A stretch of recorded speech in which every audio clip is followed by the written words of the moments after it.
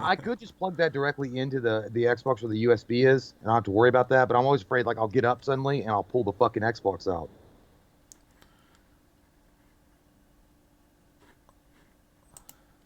Let's see. The live stream recording is not Oh, we're available. on. We're on.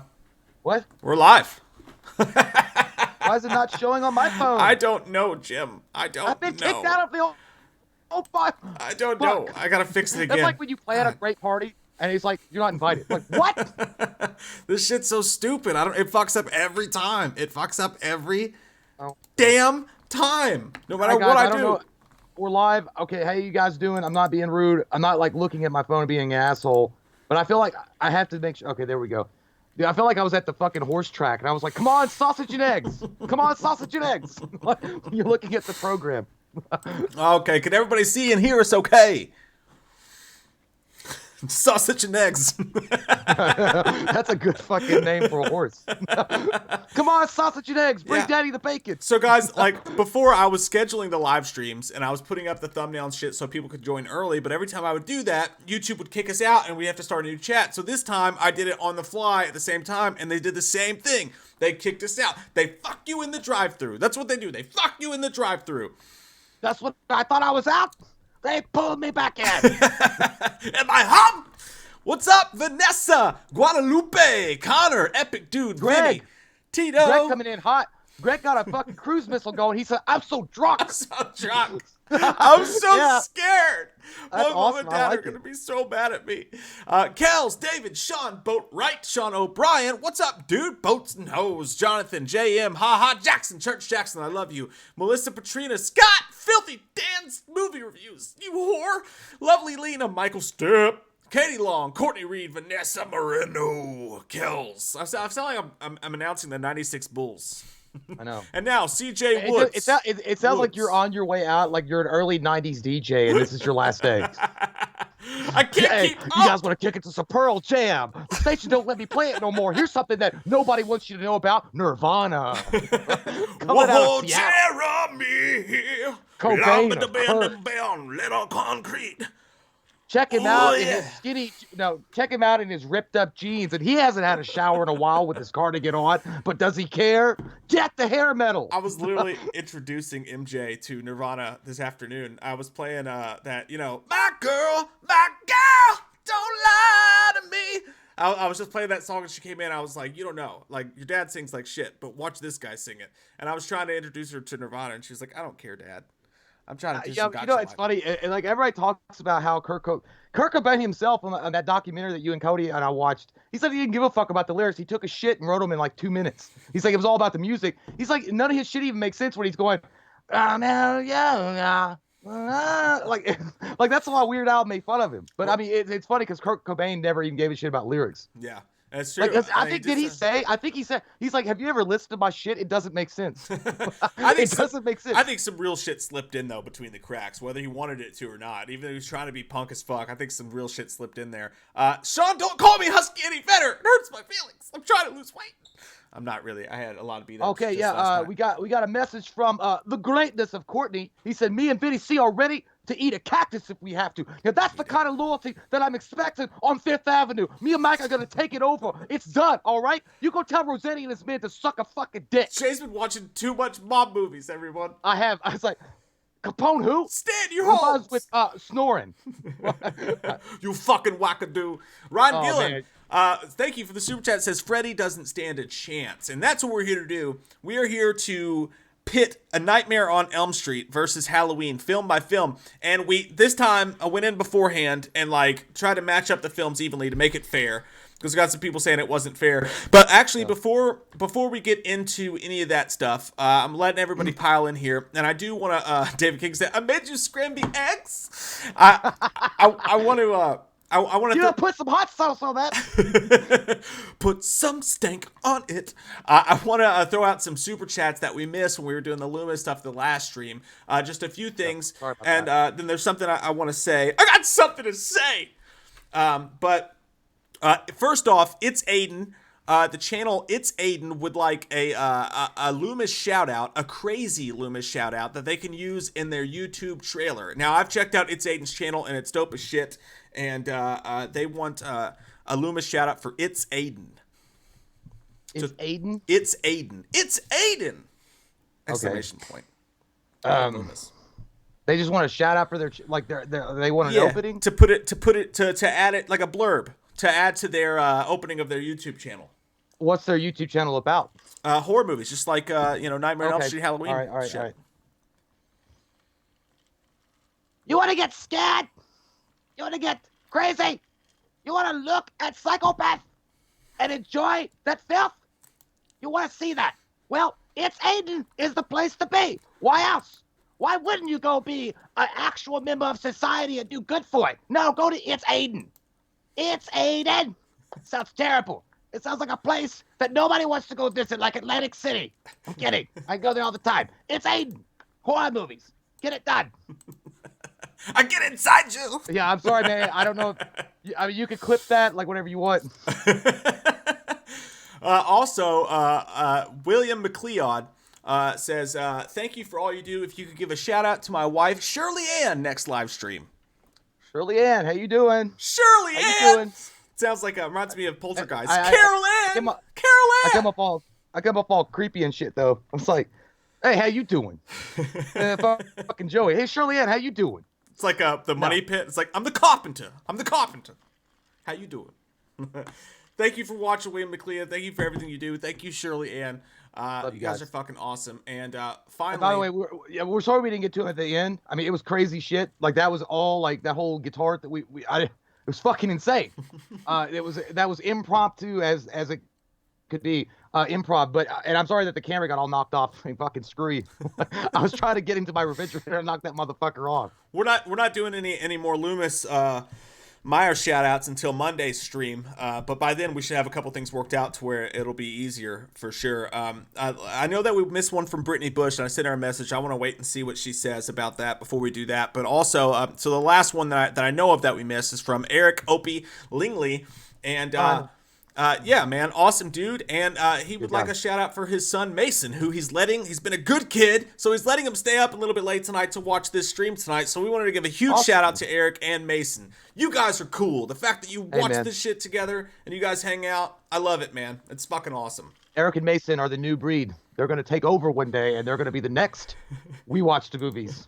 That's right. I said it. I christened. Yeah, so sorry if we ever miss your all super chats, man. Just hit us up a thing. Let us know. We want to make sure we get to that shit because it's it's important to us that we do that shit. You know what I mean? Yeah. And that's just it's just we're hot as love. 1994. We're hot as love. Sorry if I'm here on the west side. I'm bright as shit on the screen right now. But I did want to say, I also wanted to give a quick shout out to Stephen Harris on the channel as well. An awesome dude, man, and we love you and we appreciate your support and all of your supports. And the thing I said that I wanted to say is, first off, today, I mentioned that we are going to do a new thing on the Patreon from now through May 31st. Anybody that's in the top tier of Patreon, we're going to send a autographed picture and a special thank you note to your address. And also we're going to show up naked with flowers. But don't worry about that. Just make sure your mother's home. Don't worry about it. The restraining orders have already faltered. We're allowed to leave the state. But we wanted to say that as well. And we have some extra stuff going on with the Patreon, so definitely check that out. But just some stuff to say thank you guys for, and what I really wanted to get into it, and I'll be as brief as possible with this, but I just want to say something. I've talked to a couple of you guys who I know specifically have gone through hard times. One particular person who's lost a family member to this whole thing that's going on with COVID. And not just that, just people dealing with shit. And I just wanted to say real quick that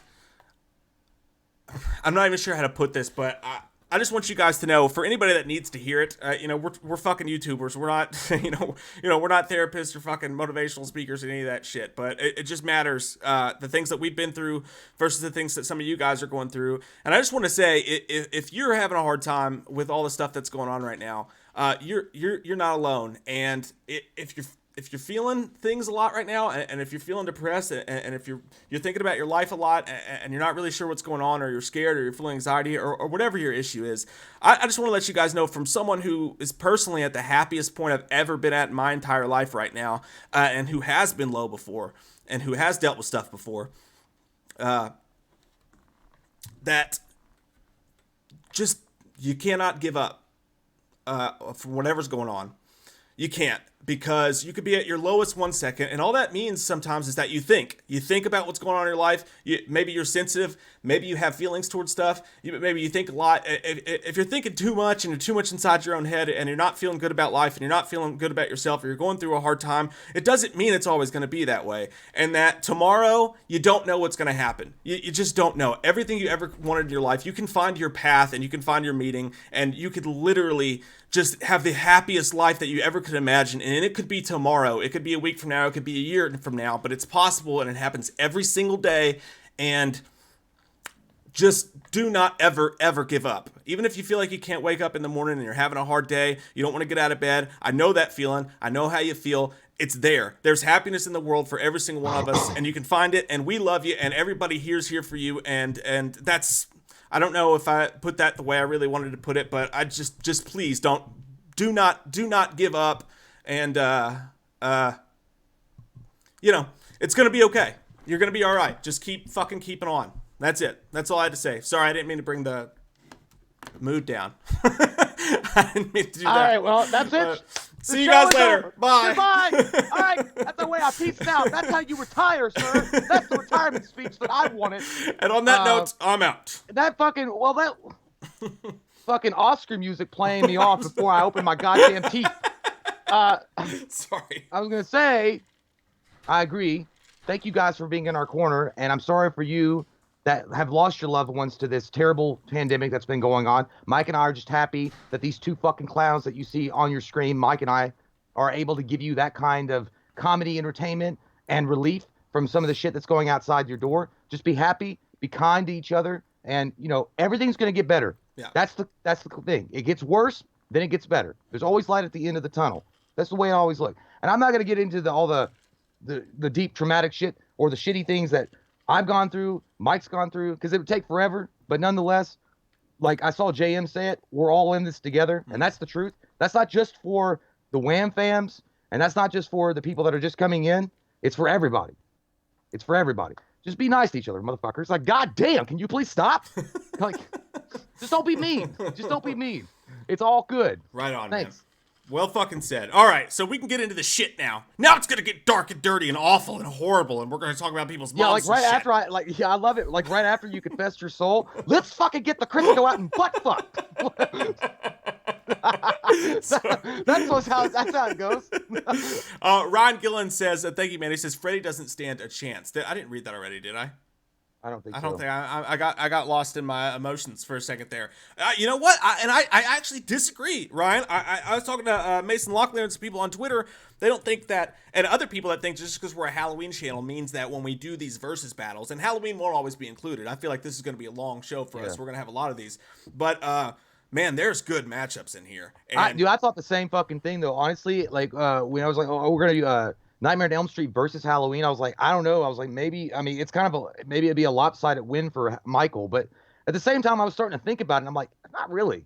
I mean, there's some good things that Nightmare on Elm Street brings to the table, and it's not just a fine cut win. I mean, obviously the fanatics for Michael is gonna vote for him no matter what, but I got to be fair. This is not our thing. This is your guys' thing, but we'll throw in our opinions now and again. But it's not, for me, it's not as clear and cut. Mm-hmm.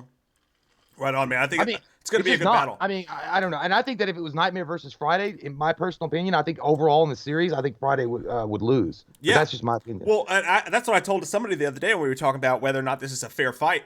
And I tried to make the matchup so that they would be fair, but I was like, I think Jay has a hard time personally deciding which one's his favorite franchise as a whole. Because I know for a long time it was Nightmare, and then I think you bounce back and forth a little bit between Halloween and Nightmare. I love Nightmare, and I mean I even throw in Hellraiser now, but yeah, Nightmare 1, man, I really fucking love that movie. That scared the shit out of me. Like when I was a kid, 7 years old, it was the first horror movie I ever saw in my life, and that fucking scared me. And like I know it was cheesy and it was kind of cheap, with some of the effects.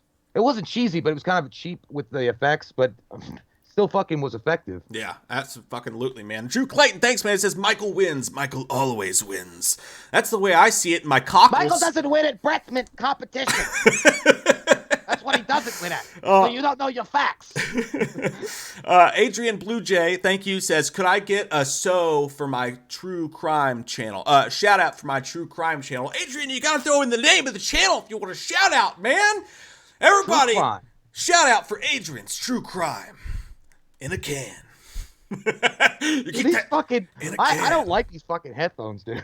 I mean, I know they might sound better to the audience, and I hope it does, but like, it feels like I can't hear. Like, I mean, I can hear you, but sometimes I swear to God, if I take this off just to hear the volume of my voice, it sounds like you're in a can. You look like the dudes at the beginning of Top Gun when the music's playing. They're like, yeah.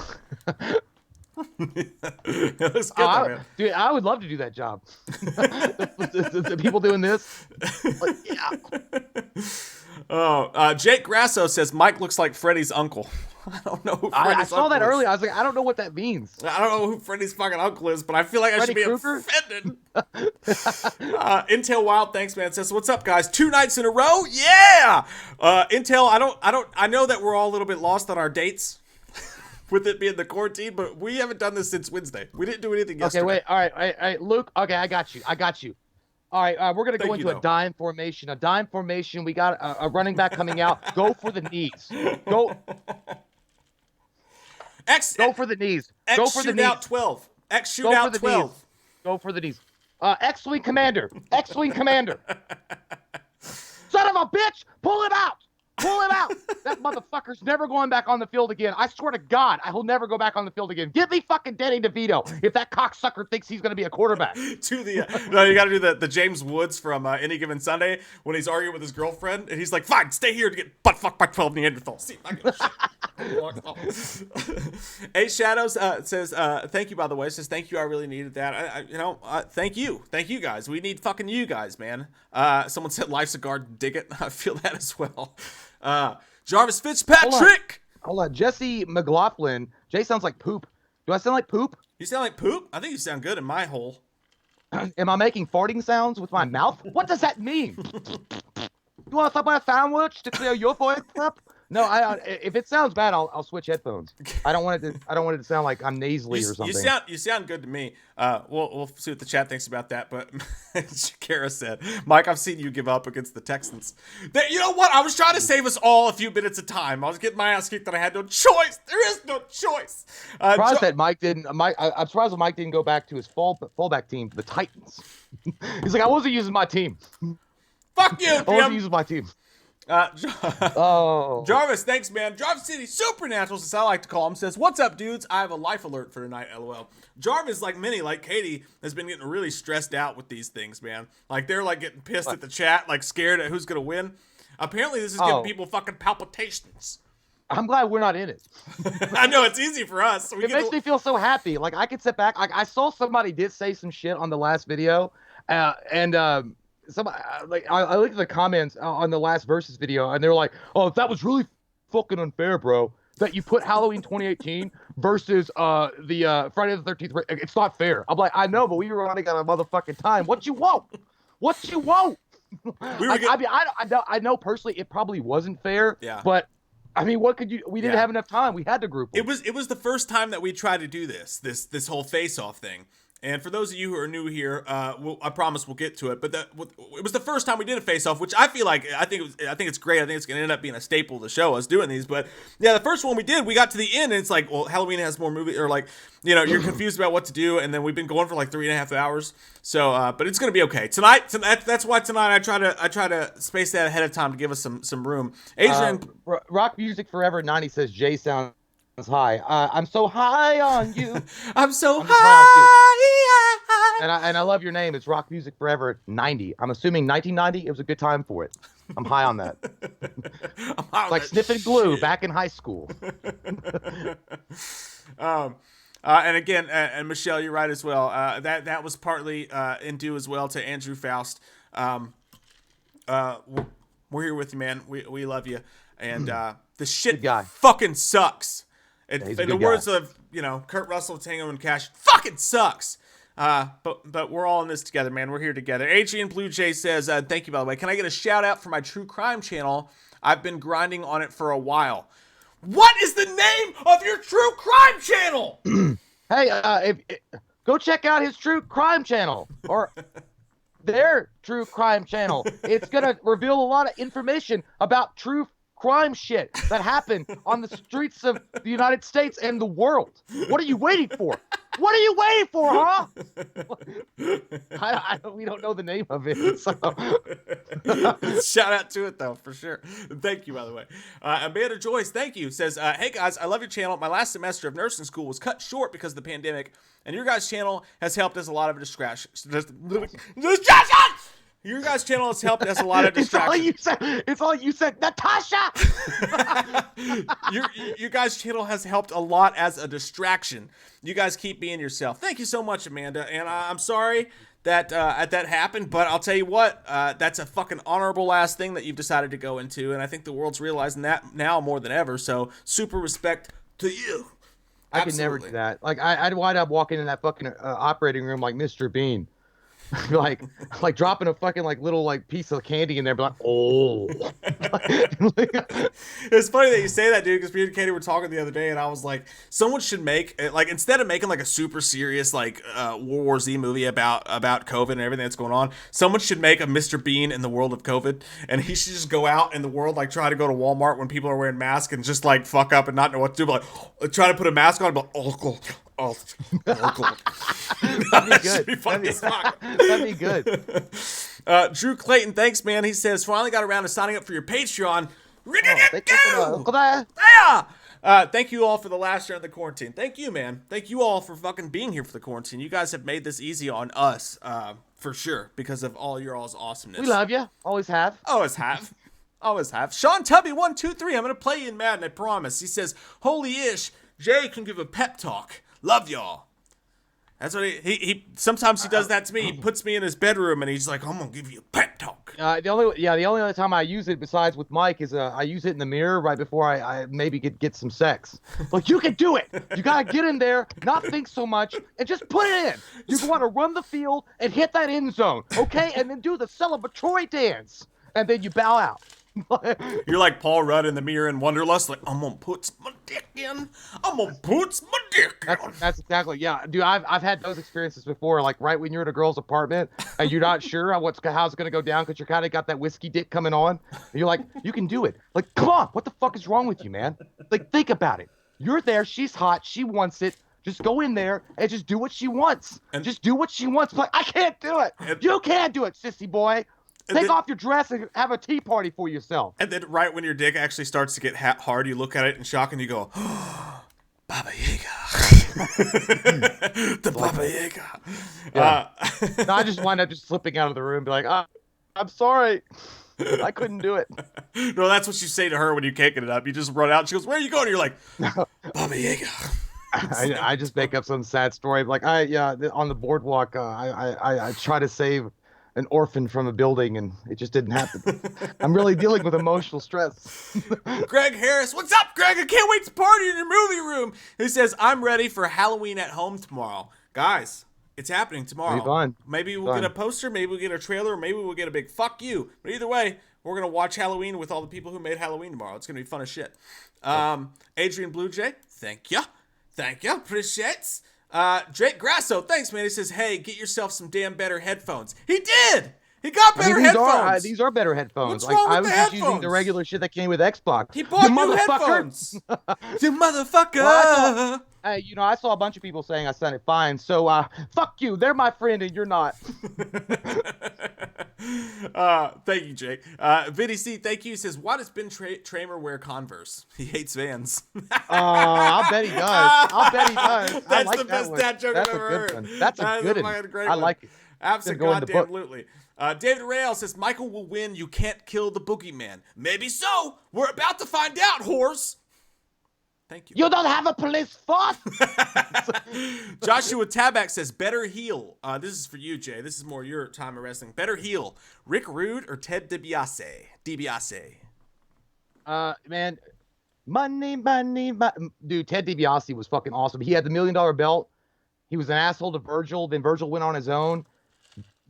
The $1 Million Man was fucking awesome. I really liked him a lot. I wish he had stuck around in wrestling a little bit longer, but I would have to give it to Rick Rude, man. Rick Rude, like he had that whole persona. Like he looked good. He was in shape, and he also on his fucking tight panties in his tight pants, dude. He had the Rick Rude, yeah, dude. In one of the shows, he had the picture printed on his crotch area of the guy he was wrestling's wife's face, and got in the middle of the fucking ring and would do that fucking shimmy that he does. Yeah, turned me like on. I got to give it to Rick Rude. Rick Rude pissed you off, but also I heard that Rick Rude was in real life a fucking crazy motherfucker. Like you would not fuck with him. Was he like rude? He'd stab you with a broken beer bottle that he got from 7-Eleven and not give a shit. Was he rude?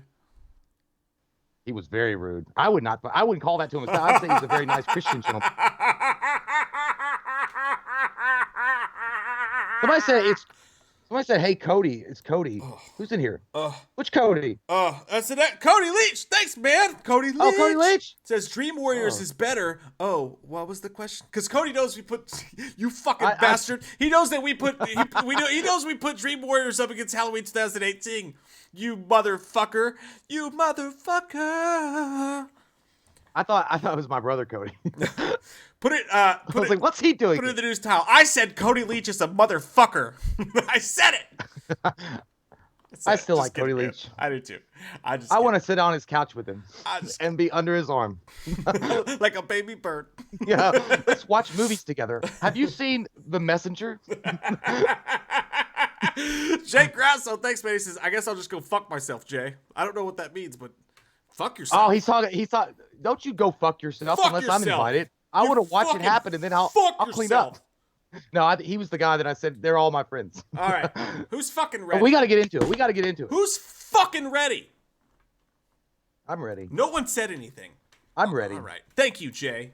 I'm ready to go. Ready to salute. Ready, Captain Kopka. Okay. Ready to protect. All right, I'm gonna pull up the notepad. The notepad of my dreams. I don't know, what the fuck am I even doing? What voice is that? Where's the? Okay, there's the notepad. Yeah, I know. Michael Stott, Rude's dead now, Jay. I know he's dead. Did he have a heart attack or something? Sucked. No.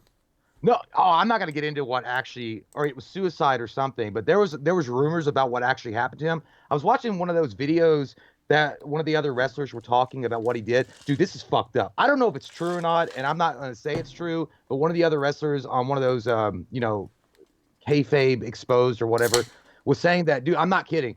Apparently, he took Viagra and injected it directly into his dick, and he fucking died. No, you're not hardcore. See, he was not hardcore. Unless you live hardcore. I'm not. I don't know if that's true or not, but I mean, God My damn. apologies if it is. All right. Damn. All right. Can everybody All right, see Courtney's Pickle ready, Shits? by the way. Courtney is ready. Courtney's ready. If Vinny's ready, we're gonna go. We're gonna get this shit going.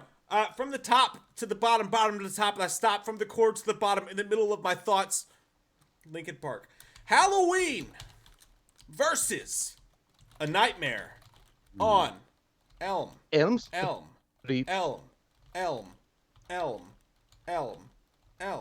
Enhance. I spelled it wrong.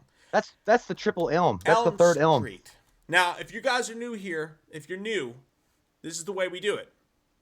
I'm going to tell you what number to press to vote for which fucking movie you want to fucking vote for, and then you're going to do it. And then Courtney is going to count the ones. And Vinny C. And Vinny is going to count the twos. Do I have a Vinny in the house? Yeah, Vinny's here. Vinny's here. Is he ready to go? Is he ready to go? Now, you guys are going to decide which one of these films is better whilst me and Jay talk about it. Halloween is going to be... Now, don't vote yet. Don't vote until I say, Kamahayega! That's when you can vote. You should do the thing from a Breakfast Club, like Kamahayega. You're going to vote, and not until I say it, you're going to vote number 1 for Halloween, the original. And then you're going to vote number 2 for Nightmare on my street, on Elm Street. Is everyone ready? Kamahayega! Vote number 1. That means go. For Halloween, number 2 for Nightmare on Elm Street. If you vote more than once, you get kicked out. That's just, we got to play by the rules. There's no crying in baseball. Vote only one time. Press the number 1 for Halloween. Press the number 2 for Nightmare on Elm Street and decide the world's decisions. Uh, that's a toughie, man. What do you Like think? I mean, it's like instantly, I would like almost immediately want to go to Halloween. Like it's an easy, like you're like, oh yeah, Halloween for sure. But Nightmare on Elm Street was the master himself, Wes Craven, that tied that story together. That was so good. You know what the problem with that movie was, other than I'm gay. well, no, actually there was no problem. The main that Bob Shea got involved. Yeah. That Bob Shea like wanted that ending, where they pulled in the fucking fuck me doll Yeah. at the very end through the door, and the whole convertible top. Like I felt like it was too much It's like studio when it interference. goes in the wrong hole. Yeah, it's like, oh, I'm sorry, was that your butthole? Oh, sorry. I know you weren't ready for that, Sorry. but it's like you know that the fucking grip operator was like, where's my fucking doll? Stop Because they just crying. borrowed- But no, I think it was too much studio interference.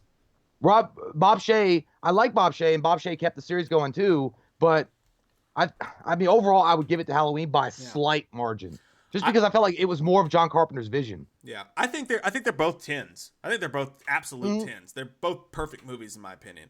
Yeah.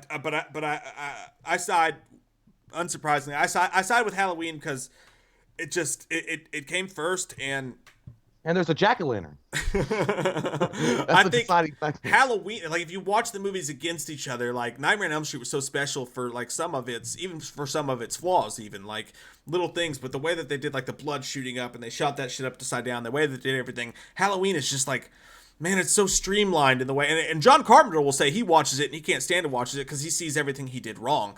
But for the layman, perfectionist though. yeah, for the rest of us, I watched that movie and it's just fucking utter perfection from top to bottom to top. I stopped from the core to the bottom, and I'm not going to do that again. But yeah, You know for what's me, funny I is vote that Halloween. that All right, everybody, we stop didn't do voting. this, but who's this? Like you imagine this: Johnny Depp versus Jamie Lee Curtis. You know what I'm saying? I mean, Like, Johnny Depp even only had though like a Jamie couple Lee Curtis minutes. she was the main character, yes, but was Johnny Depp more interesting as a character than Jamie Lee Curtis? No, I don't think you could even. I don't think those two even compare. I think would it's Jamie Lee rather Curtis, easy. I would bet. I mean, because Kirsty, yeah, but Had Johnny not Depp Kirsty. stayed Not around Kirsty, at but- all, but I know, but I like Johnny Depp's character more. I don't know. I don't know. But by the way, I wasn't looking at the votes at all. So They're adding them. Yeah, we'll wait. Right now, the votes are calculating. Everybody stop voting as you guys have, but they're voting. They're counting the votes, and we're gonna have a winner in just a minute. And also, Halloween had a fucking amazing score. Like that score was fucking killer. It's true. Like I mean, they're both 10s. I mean, Nightmare on Elm Street, it's decent, like kind of creepy vibe, and it's got its creepy music and theme. But Halloween just has like an iconic kind of fucking like it gets in your bones, Sheriff, and it carries you on the winds of at the Atlantic. You know what I'll say, dude? I'll say this. I don't think any other movie is going to come as close as Nightmare on Elm Street, the original, to dethroning Halloween for me, as Nightmare does. I think for me, as far as like the original, the first movie of the top level tier slashers, I think it's Halloween, and then it's Nightmare right below it. And I think everything else, as far as these slasher movie goes, dude, this is a fucking dip. killer. Courtney Reed, dip. all right, Courtney, thanks so much again for helping us out here. Total votes: Halloween 88, Nightmare on Elm Street 29. Woo, damn. It was fucking murder in the first round. Mike Tyson dropped that motherfucker, hit him so hard, and gave his grandchildren dementia. Like that's how hard he got hit. Holy shitholes. I'm not surprised. I did think Halloween was going to win, but I am a little bit surprised at the level of which that was a big one. Yeah. Halloween won. Now, I know last time I think we had a lot more people in here voting. I know that Joe Bob's got a thing going on tonight. There's other stuff going on. It's Friday night, and the feeling's right. Party's here on the west side, though. Joe Bob better not. You better not. You better not. Better not. You better not. Block. It's our block space.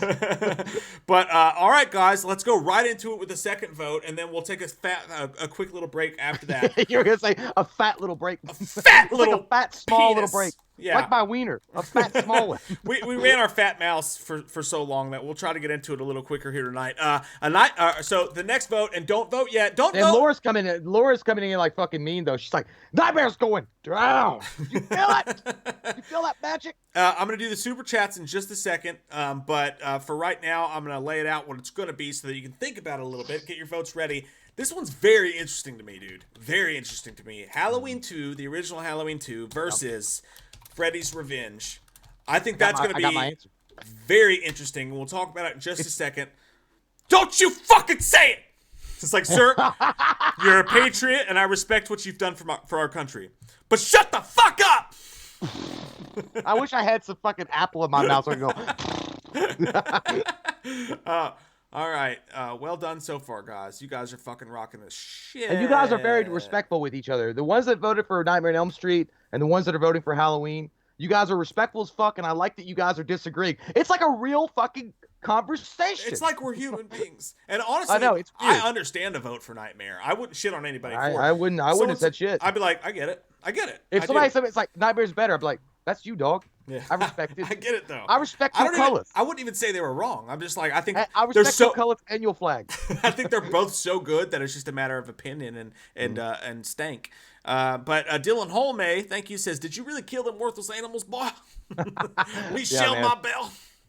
Thanks, man. Take that damn thing off. Take that damn thing off. He's probably queer. Brittany Bush, I know that we missed the super chat. I messaged you on Patreon, by the way, to see what your chat was. She says, hey, guys, and thank you so much.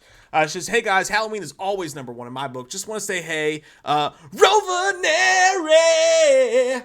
says hi to, haha, love you guys, going to make dinner, lol. Enjoy that dinner. You and Rovaneri, you eat that shit and you love each other deep and dark. You stare each other in the night when you're making love. Give me some SpaghettiOs. I don't know. While we have sex. What? No one's ever had sex after SpaghettiOs. That's nasty as fuck. Can you imagine that? Like, especially if a girl with had meatballs. SpaghettiOs, it's just like, let's have sex. I'm like, are you serious? When the fuck did we get ice cream? You guys are wondering what I'm thinking about there. Whenever she says Rovaneri, I always think of Foo Fighters, There Goes My Hero. Because the, the chorus like, I don't. What's the name? The Foo Fighters? No, the Rovaneri. Rovaneri. Because he said what he says is he's ordinary, but it sounds like it's going Rovaneri. You know, but it also sounds like a cool car. Hey man, I got the new Rovaneri. I got that it's Rovaneri. 0 to 60 in 2 seconds. I got a new scooter. That Rovaneri is fucking great. That Rovaneri. All right, Dylan Holm again. Thank you, man. Says Saxton or Pleasance. You guys piss excellence. Yeah, we wake up every morning doing that. We don't know what it is. It's just we get up, we have to piss it out, and then it just keeps on filling us up every day. Just remember, when you wake up, I spread my butt cheeks for Playboy Girl magazine. I would say, I would still say, I would give it to Pleasance. It's Pleasance. It's Yeah, Pleasance. Saxon's fucking amazing. He's a great actor. He could do anything he wants, and he could have done anything. He was a great actor, but yeah, dude, overall, Donald Pleasance, man. Not only the fact that he was iconic as Dr. Loomis, but he did fucking Dr. No. He was in James Bond. Yeah. That gives you like at least 300 points on the street. And also, credit. he had so many more lines and so much more dialogue and stuff like that. Saxon and is a fucking beast, I don't want to speak for Pleasance. Saxon, but I feel like Donald Pleasance really believed in that role more than even Saxon did. Donald Pleasance believed the fuck out of that. Like, he was like, I'll do 28 of them. I don't remember what his exact quote was, but yeah. Jarvis says, I'm in an ambulance. You're already having a hard time, man. I know. Some people get mad about these. Like, they get really fucking, like, up in it, and I like it. I like it a lot. Don't let anybody put their thumb to your forehead. Excuse me, everyone. If you're in an ambulance. Don't do it. Oh, God. Don't do it. All right.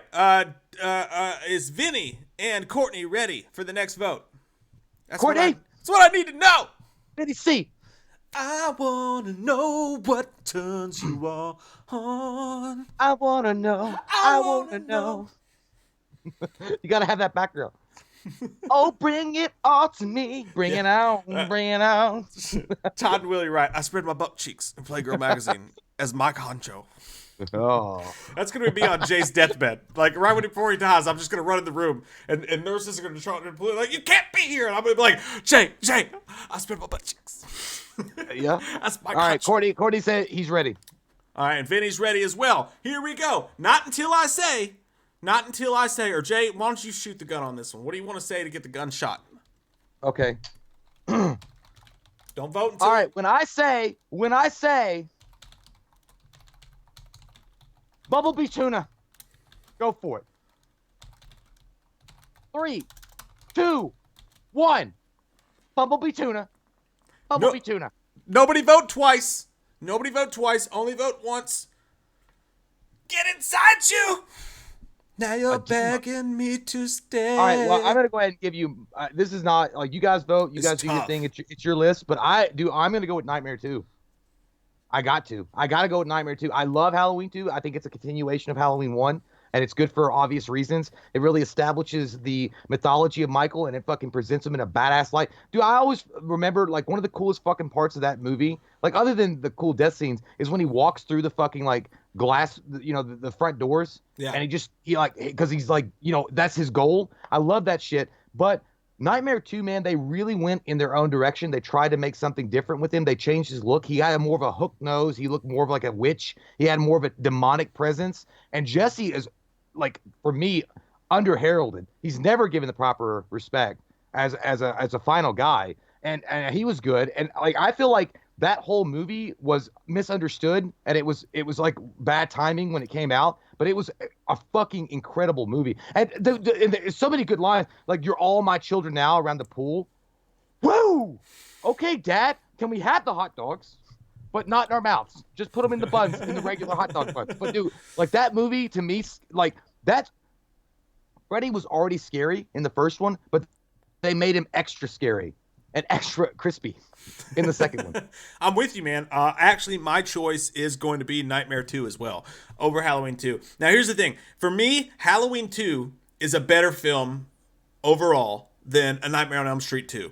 Yeah, and the ending. The reason I say that is because Nightmare on Elm Street 2, where they went away from Wes Craven, and the guy who made the movie didn't really respect what Wes Craven was trying to do. Like, he didn't respect. Yeah. So he made up all these new rules for Freddy. And to me, he fucked up and confused a lot of the lore of Freddy.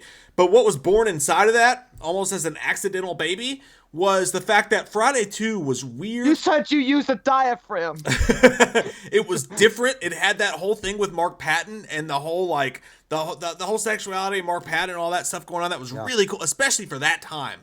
Like, just to be there and exist as that movie was in that time. I really respected that movie for that. And then, like, like you said, man, Freddy was scary as fuck. The practical effects were over the top. Freddy was as scary as he's ever been in Nightmare 2, and it was so goddamn entertaining. My favorite is Nightmare 2, but I do think as a whole entire film, Halloween 2 is the better film. My choice is Nightmare 2. Yeah, I think what happened, Stop voting! Nightmare 2 went off the fucking rails like a Final Destination movie. Like the roller coaster one. And Final Destination 3 just went off the fucking rails because when Nightmare 2, it got to the end, and that whole fucking thing in the boiler room with the dog and shit, it's like, what the fuck is this? How much acid did you drop, and how much money do you not have to create a really good scene? Because it felt like they just ran out of shit. They're like, hey, let's get that trucker at fucking 7-Eleven to write them into this. He's like, I saved some shit on the road to Wyoming, and I'm going to show you what it's like. And then they let him write it. But yeah, Halloween 2, I agree with that. Halloween 2 as a complete story, because I always feel like Halloween 1 and Halloween 2 are a complete story, is way superior. But Nightmare on Elm Street Part 2, as far as what they did with Freddy and giving him more personality and more screen time and making him look different and with the eyes and shit, dude, he looked menacing. He looked scary. And Jesse's fucking great. Yeah. Yeah, I totally would you get...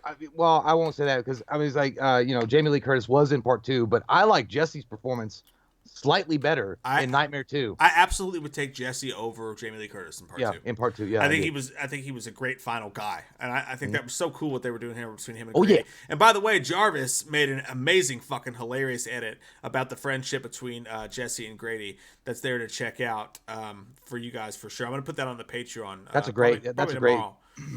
Dylan Hume. Oh, sorry. Okay, wait. Yeah, we're coming up. Courtney is typing. He is typing. I want the world to know.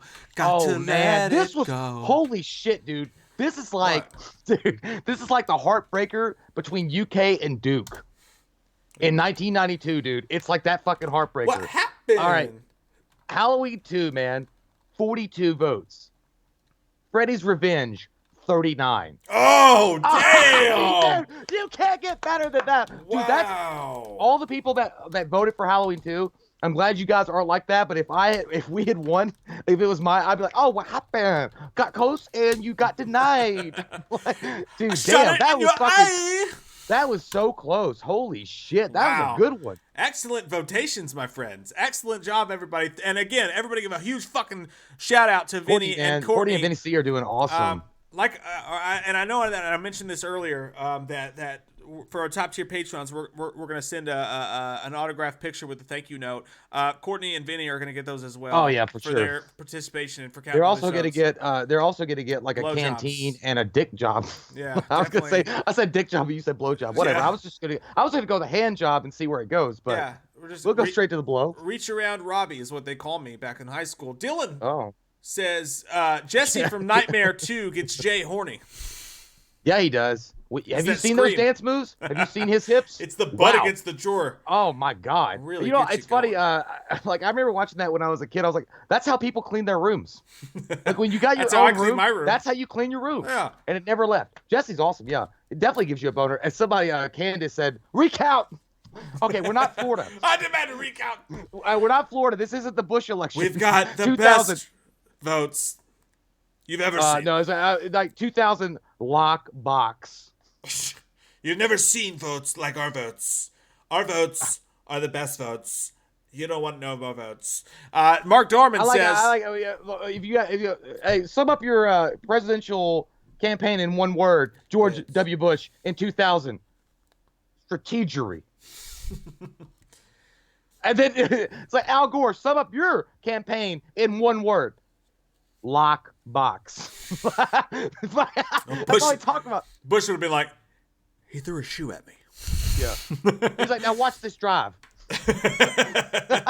Mark Darman, thanks, man. He says, I'd like to see a bonus vote of H3 versus A Nightmare on Elm Street 2 as the outlier films of their franchises. That actually leads us into what the next vote's going to be. First, we're going to take a quick pee-pee break. But the next vote's going to be, it's not going to be Halloween 3 versus... What? Versus Dream Warriors.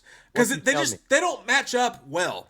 What we did was we actually replaced Halloween 3 and later on we're going to vote on Halloween 3 versus Freddy vs. Jason. And here's why. Because those are the two outliers of the franchise. Freddy vs. Jason's not technically a Nightmare movie.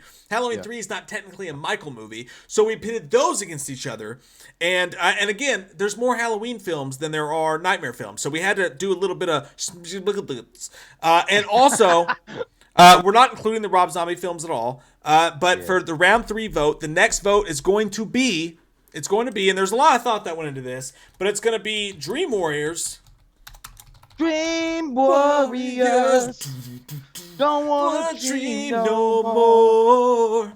Dream Warriors versus Halloween 2018. Oh, fuck you in the butt. I hope you fucking get syphilis in your anus hole. Tell me, and I know people. Listen, I know people get mad about this, but Dream Warriors versus Halloween 3 is just not that fun of a vote. A lot of people wanted us to put Halloween. Listen to me. A lot of people, and it's not unfair against Nightmare because listen, a lot of people. It's hard. It's hard, Greg. A lot of people wanted us to put the Halloween 2018 against the Nightmare on Elm Street remake. And for the same reason, that's not fair. The Nightmare on Elm Street movie fucking sucked. It would have been a fucking non-starter. It would have been a runaway. It would have won. So, to me, it's way fair to put Halloween 2018 up against Dream Warriors and then put Freddy vs. Jason up against Halloween 3. It's far more provocative and it's fair for both franchises. That's all I'm saying. This is like watching Sub-Zero and Scorpion fight. I don't know who I like.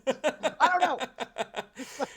So you want to take a quick pee-pee break, Jay, and then I'll take one after you? Oh, yeah. I'm going to have to go vomit in the toilet because this is going to be stressful as fuck. I feel like I'm watching... This is like a presidential debate. This is like a presidential election night. Like, what's happening? My pits are sweating. All right. I'll go take a pee-pee in the toilets. Get it in. Fit it in. Other chats, Mark. All right, I read that. Afro White. No, wait. Yep, where'd it go? So fast. Afro Whale, excuse me, says, thanks, guys. West Virginia to Kentucky, much love. A lot of people don't know this about me, Afro, but I was born in West Virginia. I got a lot of family in West Virginia. Y'all ever seen that documentary, The Wild and Wonderful Whites of West Virginia? My great-grandmother's last name was White. There's a good chance I'm actually there's a good chance I'm actually related to the people in that documentary. Wild world we live in. Wild world. Simone Morris. I love you, Simone. Thank you. Says, I love you guys so much. Neighbors 3 wins. Just saying. Neighbors 3? I never saw Neighbors 2. but I still love you anyways. Stacy Green, thank you so much. Says, hi, this is my first stream ever, and I'm so excited. I love your videos so much. By the way, Jay is hella ugly. It's not his fault, Stacy. He's who he is. She said hella cute. Bow, chicka, wow, wow. Thanks, Stacy. What am I, fucking dog meat? That's okay. Simone also said, thank you. She says, my autocorrect is a piece of shit. I knew that you didn't mean to say Neighbors 3 wins. Her autocorrect got her earlier in the fucking chat on Facebook. She was like, I love the way you guys lift correctional facilities or something like that. That autocorrect fucks Simone up all the time, and I can appreciate that life. Joshua Tabak says, better song, Dream Warriors or Man Behind the Mask? I'm going to save that one for Jay. That's a really good question. God damn, that's a good question. I'm going to say Dream Warriors, as much as I love Man Behind the Mask and Alice Cooper. Dream Warriors is so fucking catchy. Don't want to dream no more. Brandon Barry says, Lawrence Fishburne for the win. He's on the Nightmare side. Jay, question. From Joshua Tabak. Huh? Question from Joshua Tabak. Dream Warriors or Man Behind the Mask? What's the better song? Ooh. I gotta go with Dream Warriors. You said it was so quiet. You just went, ooh. I gotta go with Dream Warriors. I just like it. It's more catchy, but I do love Alice Cooper, and Man Behind the Mask is fucking awesome. Yeah. I still gotta go with Dream Warriors. I don't know. It just got that fucking like. Huh? Yeah. It's just got that hair metal shit. Yeah, I said the exact same thing. And the fact that they were like doing cocaine off of Robert Englund's glove in the background of that music video doesn't get any more fucking metal than that. Afro Well says, hell yeah, you wild dog. Thanks for this cornhole entertainment. I don't know what that means, but I like it. I'm gonna fucking play it all night long. Hell yeah, you wild dog. Thanks for that cornhole. Self high five. Stacy Green says, no, Mike, you're not ugly. I just knew you were married. Oh, thank you so much, Stacy. By the way, Stacy thinks you're hella cute. Hella cute. I think you're hella cute. Thanks, Jay. Thanks, man. No, I was just fucking with you. Thank you. Hey, let me play this. I'm gonna play. You know what? I'd rather play with this motherfucker than answer this vote. On that note, I'm gonna go pee. It's gonna be crazy. Why are you leaving? Or bye, Shady Garcia. It scared me a little bit. You guys have been wanting that shit. Bye, Shy Day Garcia. Are you leaving? Okay. Now it's just us, I guess. I really shouldn't be touching this shit. I love Hellraiser, but the fucking Le Merchant configuration always fucking scared me. One of you guys awesomely sent this in to us, and I had to take it. I don't want to fuck with that. Anyway, I'm not like gonna ask you your vote, but are you guys feeling saucy about the upcoming vote? Nightmare 3 versus Halloween 2018? Because lovely Lena, Jay, what's your favorite Subway sandwich? Well, I like chicken teriyaki, but I also like the turkey breast. So Subway sandwich, my favorite Subway sandwich is definitely the chicken teriyaki, but we will definitely take the turkey breast as well because, you know. Hey, Reese's Major, how you doing? I know, Jennifer, I'm being very careful. That's why I put it aside. I don't want to solve that motherfucker, ever. Hold on, guys. You guys, Sukai and Sparky, Jay, who would win, Kane from WWE or Jason Voorhees? I gotta go with Jason Voorhees, dude. Like, that guy would probably let Kane do some work on him a little bit, and then finally be like, take your best shot, and then Jason would knock his head off like in Manhattan. It's good though. Tomi Ogato, is it fair, Jay? Dream Warriors versus Halloween 2018. I mean, I guess technically, we could. Yeah, because if you're gonna go with Halloween 2018, the most recent addition to Nightmare on Elm Street was the remake, and we all know that sucked donkey balls from the Desert Sons. So it didn't all suck. Jackie R. Haley actually did a pretty good job with the role. It was just CGI, makeup, and a kind of dreary story that didn't really go anywhere. But comparing that to Halloween 2018, where it was like a breath of fresh air, it's not really fair to put those. So Dream Warriors versus Halloween 2018, whereas Dream Warriors is a lot of people's favorite Nightmare on Elm Street movies or movie versus Halloween 2018. It seems fair. I got to go with that.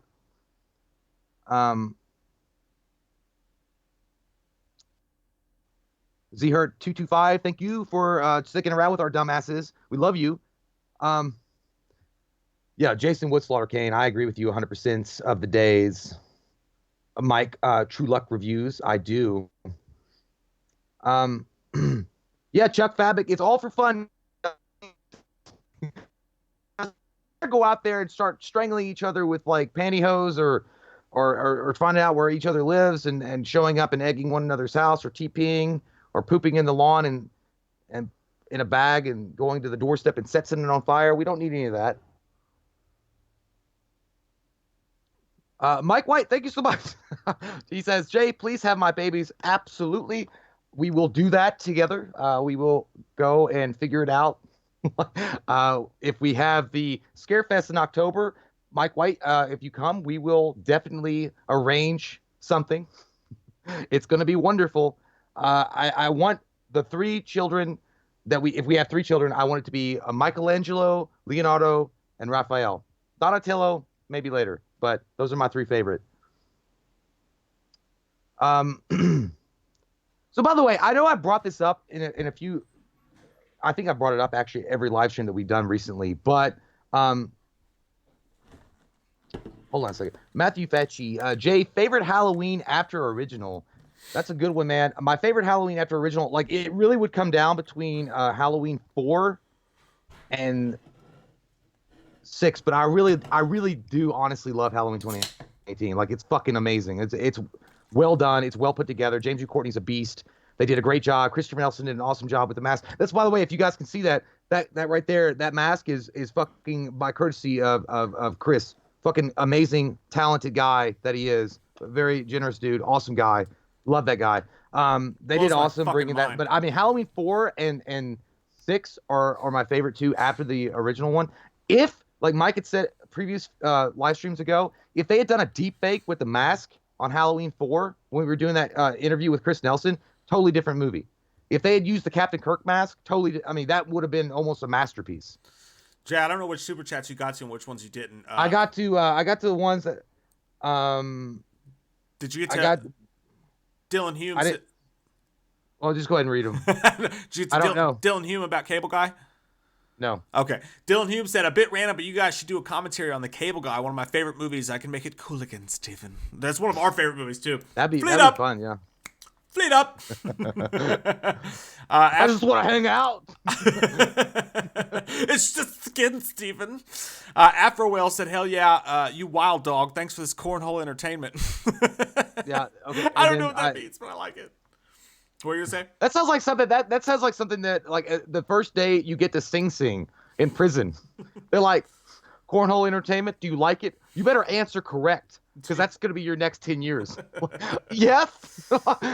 Okay. I saw Stacy's before I went, and then Mike White said, "Jay, please have my babies." What's up, Mike? I got that one. Okay. Yeah, we're working on that. Matthew Facci says, "Jay, favorite Halloween after the original." I got that one. That was Halloween 4 and 6. And then Matthew Facci said, "I said that already." Dylan Holm also said, "Fuck this fucking shit, fuck." Said Tourette's is a hell of a thing. Dylan said, "Jay should adopt me. I'm only 24." Come on over. How do you feel? That's fine. Jordan Cruz, think I will sit this vote out. Dream Warriors is my favorite Nightmare on Elm Street film, but I love Halloween 2018. I just can't do it, Captain. I don't have the power. I get it. It's a hard one. It's rough. With that being said, if Courtney and Vinny are ready.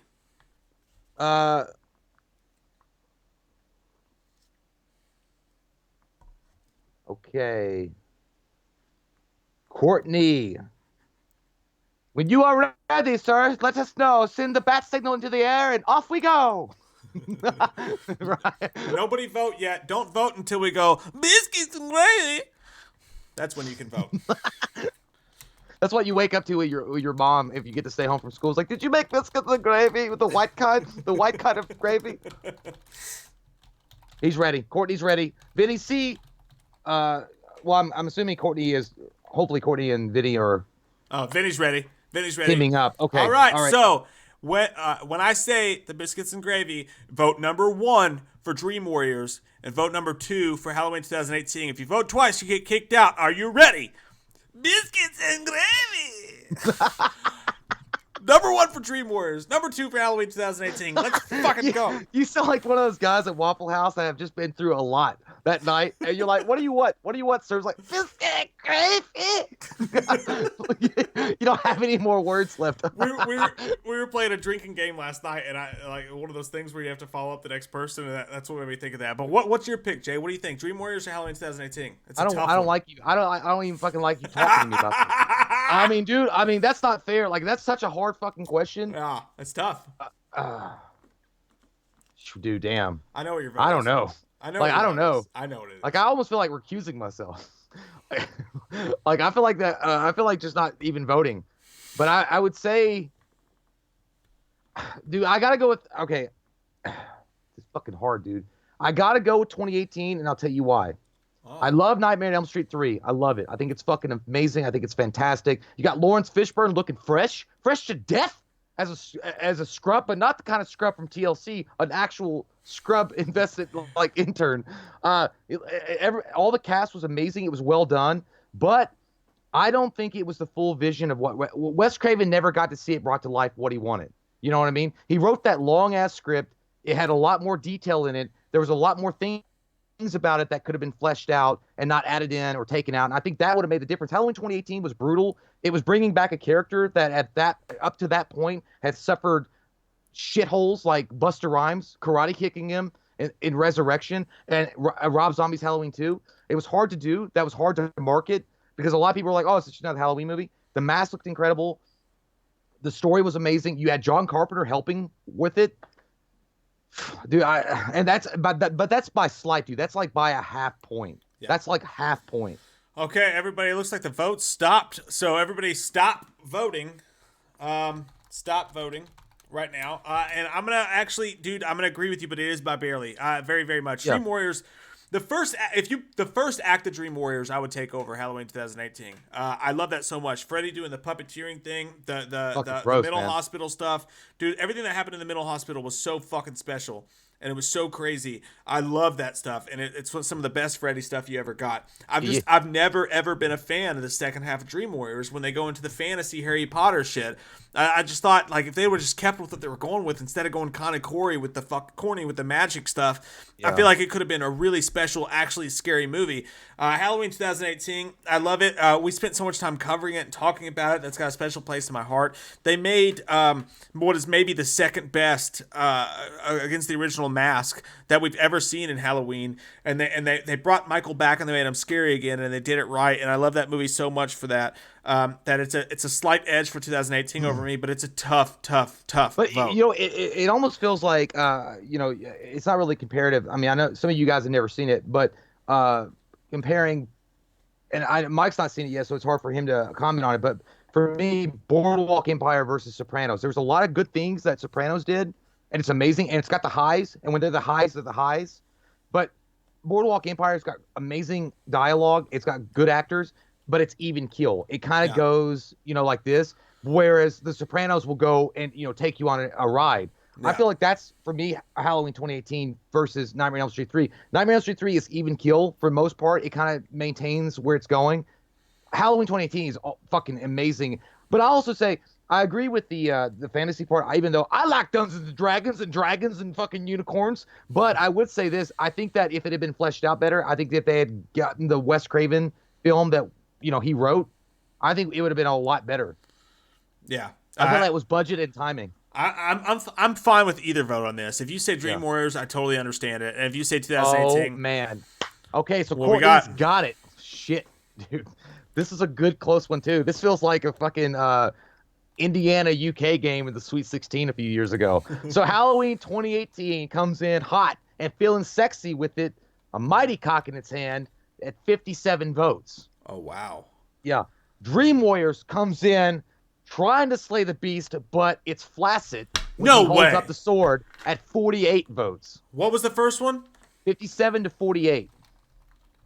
That's 9-vote difference. Wow, Dude. I did not That's a expect good one. that. I really thought Dream Warriors would win that. I man. did too. Wow. I kind of thought it was gonna happen. I thought it was gonna happen. Wow. Holy shit, man! God This might be damn. a sweep. This Whoa. might be a sweep. I feel like I'm watching fucking Tyson fight Holyfield. I don't think no way. And no biting. Oh, Jesus Christ, man. I know some people don't like that we pitted those two movies against each other, but the whole idea was just to make it a good competition. Yeah, to make it fair. Again, I want to reiterate, a lot of people wanted us to put Halloween 2018 against the Nightmare on Elm Street remake. And I actually said no to that because I felt like it would be fair to the Nightmare on Elm Street franchise because 2018 would have carried that vote away. The reason that we put 2018 against Dream Warriors instead of Halloween 3 is because Halloween 3 matches up way better with Freddy vs. Jason because they're both the outliers of the franchise. We're really trying to be fair here. This is so I'm fun, shocked though. I don't know Halloween what's won. going to happen. I don't know what's going to happen. I feel like I'm playing Punch-Out against Mr. Dream himself or Mike Tyson blindfolded. I don't know what's going to happen. I know Is he winking?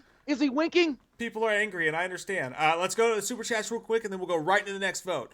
We'll start flying with this bitch. Yeah!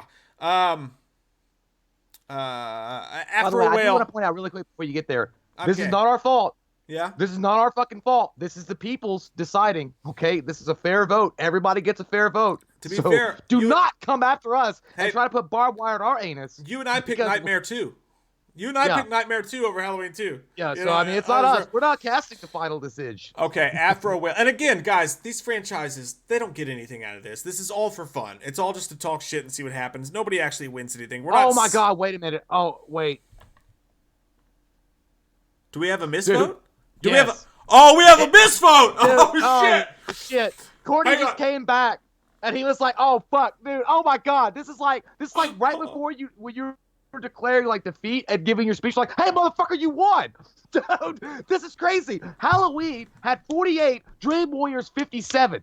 No! Dream Warriors won. I swear to God. Oh fuck! It's like with La La Land. It's like with La La Land was like the winner, La La Land. Nope, we messed up. Moonlight. Yeah, Moonlight has won. It's like the fucking trumpets came on at the very end of a goddamn John Hughes movie, and the guy was like walking the room, was like, no, that's not the way it goes. Oh, that's exciting. So what's the final vote again? What's the final vote?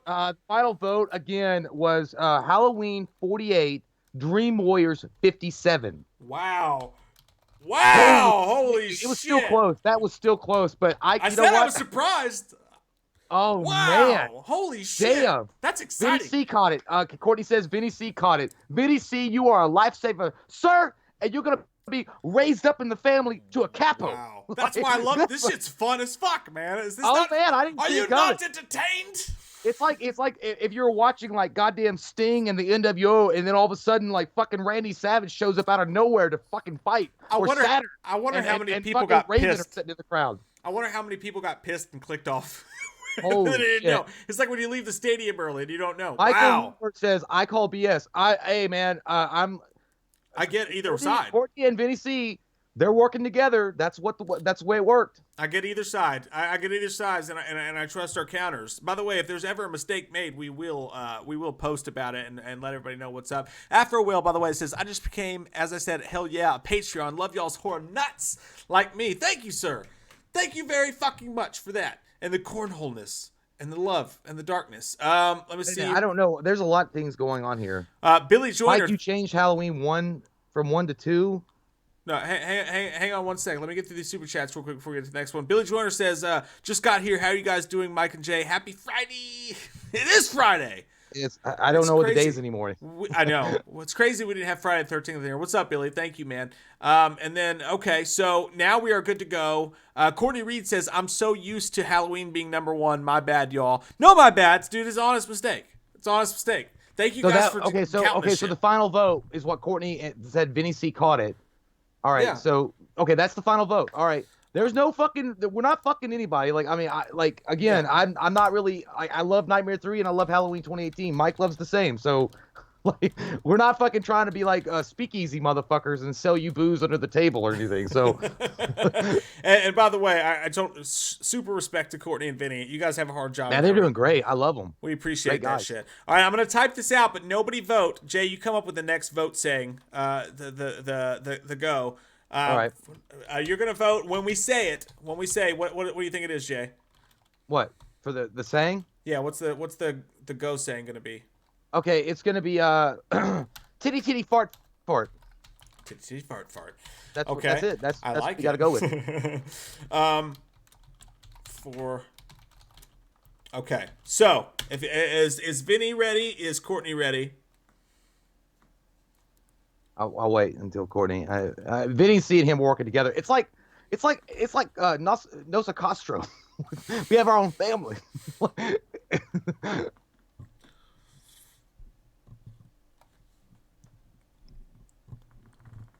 I know what there is And you know, it to doesn't matter. know. I know people are still gonna get mad at us. Dude, I'm telling you right now, we didn't rig shit. I know people are gonna be like, we rigged something. I swear to God. Tried really hard to make it fair. Definitely tried really hard to make it fair. All right, all right. Ready? Titty titty fart fart. Vote number 1 for Halloween 4. Vote number 2 for Oh, Nightmare on Elm okay. Street 4. And Vinny is also saying he's ready. So everybody's ready. Everybody's good. Okay. Do it. Woo. Don't vote twice, you fucking whores. Don't you dare! Or I'll Don't throw you you out the fucking do fucking it. titty twister like it ain't nobody's business. I'll take you down to Johntown. Halloween 4 versus what was the Halloween 4 versus Nightmare 4? Nightmare 4. For me, it's Yeah, easy, dude. It's yeah, Nightmare. it's not. I don't even want to go in. The this- only cool thing about Halloween 4 was the fucking cockroach scene. Yeah, I liked how. Well, they also had the soundtrack. I'll do soundtrack was great. anything, $100 bills. And I like the cast in Nightmare 4. I liked a lot. They of ran stuff out of about money. Nightmare 4. You know that part where he was like fighting an invisible Freddy is because they didn't have any money. That's Yeah. the reason why it even happened. Yeah. So I mean, I don't know. I feel like that movie. What was it? It was, and also they killed off fucking Kincaid right at the beginning of the movie, Yeah. and they killed off Joey really fast. I don't know, man. I feel like they were going way too fast, way too quick. Because I know they didn't get back Patricia Arquette, so they recast that one chick, which she was fine. I'm not saying anything was wrong with her, but she wasn't Patricia Arquette. She's no Sharon Stone. No Sharon Stone. I fixed But- it, Peter. My bad. Yeah, I just feel like Halloween 4 was the superior film overall. Even though the mask did look like Star Trek The Next Generation's Data, it was still brutal. It still had some cool scenes. And plus, it was the return of Michael Myers. Like, literally, the title is the return. And also, the fucking poster is probably one of the best posters ever. Yeah. It was false advertisement, but it was still a good poster. I just think that Halloween 4 is, and I honestly, this is another one I really wouldn't judge anybody for picking Nightmare 4, because Nightmare 4 has some really fun stuff in it that I really, really enjoyed, and it's when Freddy really started to get into his, like, comedy and really started to get into, like, fucking having fun and chewing the scenery. So I really do love Nightmare 4 a lot, and the soundtrack and everything included. Halloween 4 has just got too much nostalgia, man. It's got too much fucking Halloween atmosphere. It's the most atmospheric Halloween film that there is. It has more Halloween atmosphere. It has more Halloween atmosphere than Halloween. And like Halloween, you said, dude, Halloween 4, when you watch that movie, it doesn't matter what time of year it is, it always puts you in the fall feel. Yeah, it man. always does. The opening sequence to that, we tried to recreate it in one of our spoof videos or our sketches. Yeah. Like that just puts you in the mood. But it was that the one where Soul Pizza, where he stabbed the pizza and he was like, "Oh, soul food," and he eats the. It's 4 or 5. the sausage. Yeah, I think it's. I think you might be. I think. Anyway, yeah, but it was still good. It just wasn't. It didn't match up. Halloween 4, man, they really put the balls back on Michael's Chevrolet. Stop voting, everybody. That way they can count it up. But yeah, no, I love Nightmare on Elm Street 4, man. I really have no problem with that movie. And again, the soundtrack and everything. And I like the karate stuff. But it's such a letdown, dude. If you come from Nightmare 3 to Nightmare 4, you're like, oh, fuck. It started. What just happened? It did start the tail off, but and Halloween 4 has some bad shit, like you said, the data mask, the shoulder pads that he wore. He was kind of fucking goofy and gangly. The scene with the pigment mask with the shit that was going on. Halloween 4 has some bad stuff in it. Remember when he got shot at the end of 4? When he goes, like, he has no shoulder blades. He's like, I know. Yeah, Halloween 4 has bad stuff in it to it, but I would not judge anybody for picking Nightmare on Elm Street 4. no, it's all it's your decision. Definitely not. I do think Halloween 4 will win, and that's mine and Jay's vote, but I don't judge. Nightmare 4 is great. I like that movie a lot. Yeah, the pizza is 4, by the way. Thanks, Jake Shrule. I get 4 and 5 confused a little bit, even though 4 is way better. And really, the parallels are good. We're coming up. Oh, fuck. I feel like I'm waiting for her to say yes or no, but she'll probably say no. Check yes or no. Check yes or no. Or maybe. Come on, Courtney, bring it. Bring the thunder. This is fun, man. This is really good shit. Nightmare 4 is definitely the underdog in this situation. But we're coming up on two like turds in the toilet situations. 5's gonna be really turds. interesting. 5's gonna be really interesting. Yeah, because they're both fucking bad. They're both floaters. Yeah. Oh man. Okay, so what was option 1? Halloween. Oh man, this is fucking. You know what? This is true, and you can't get better here. Courtney has said with Vinny C in the help section, they both are saying option 1, Halloween 4, has 89. Wow. Nightmare on Elm Street 4, Damn. 24. Wow. And Courtney will go ahead and say he triple checked with my dead mechanics glasses, and I appreciate that, and that's a sexy way of saying fuck you if you think I got this wrong. Wow. Yeah. Holy dude, goddamn shit, right. Tickles. Goddamn right, dude. Not that surprised. I knew Nightmare was the underrated one. Alistair Ray, by the way, says Halloween 4 is my second favorite. Totally with you there. I think when we did our ranking, it may have been our second favorite too.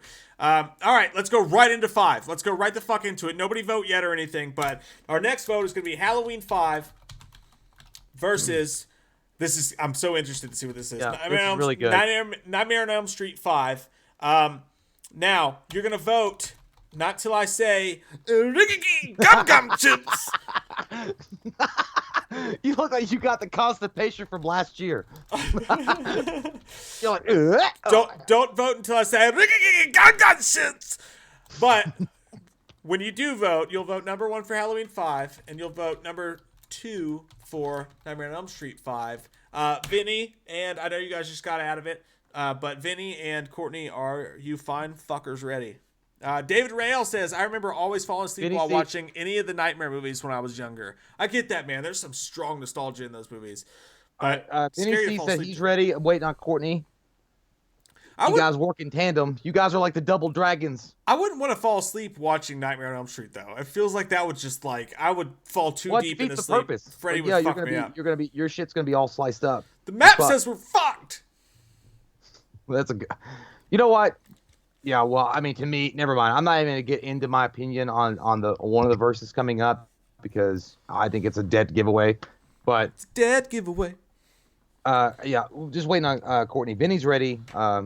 Courtney's still taking his time. He's putting on his mechanics glasses, and he's gonna say, "I got my shit in order." Gotta get ready, man. There's a lot. This is fun, guys. Again, we're having a lot of fun. This is like some of the cool stuff that we can have while we're dealing with all this shit going around. We're all getting along. We're having a good conversation. It's a good vote. And, people are going to have their opinions. Okay, so Courtney is ready. All right, here we go. Right.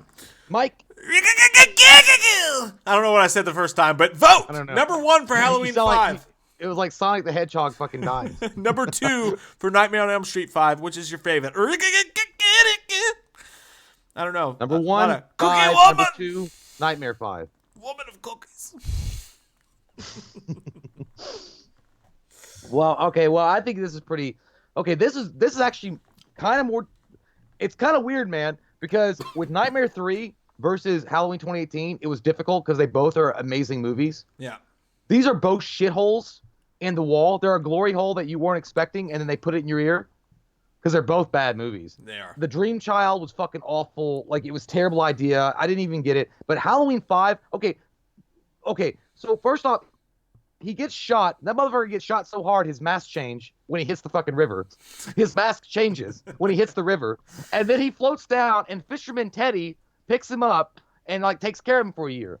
And so if his mask didn't change, right, which is not true. His mask was totally different. If you see him floating down the river in Halloween 5, his mask is already different. Yep. But just on argument's sake, it didn't change. So Fisherman Teddy in his bean shack, fucking said, hey, you know what? This motherfucker's so ugly, I got to go to the Halloween store and buy him a new mask so that when he wakes up, it's ready to go. And then he does it, and then Michael kills him. And also, I fucking hate it. They committed a carnal sin here, dude.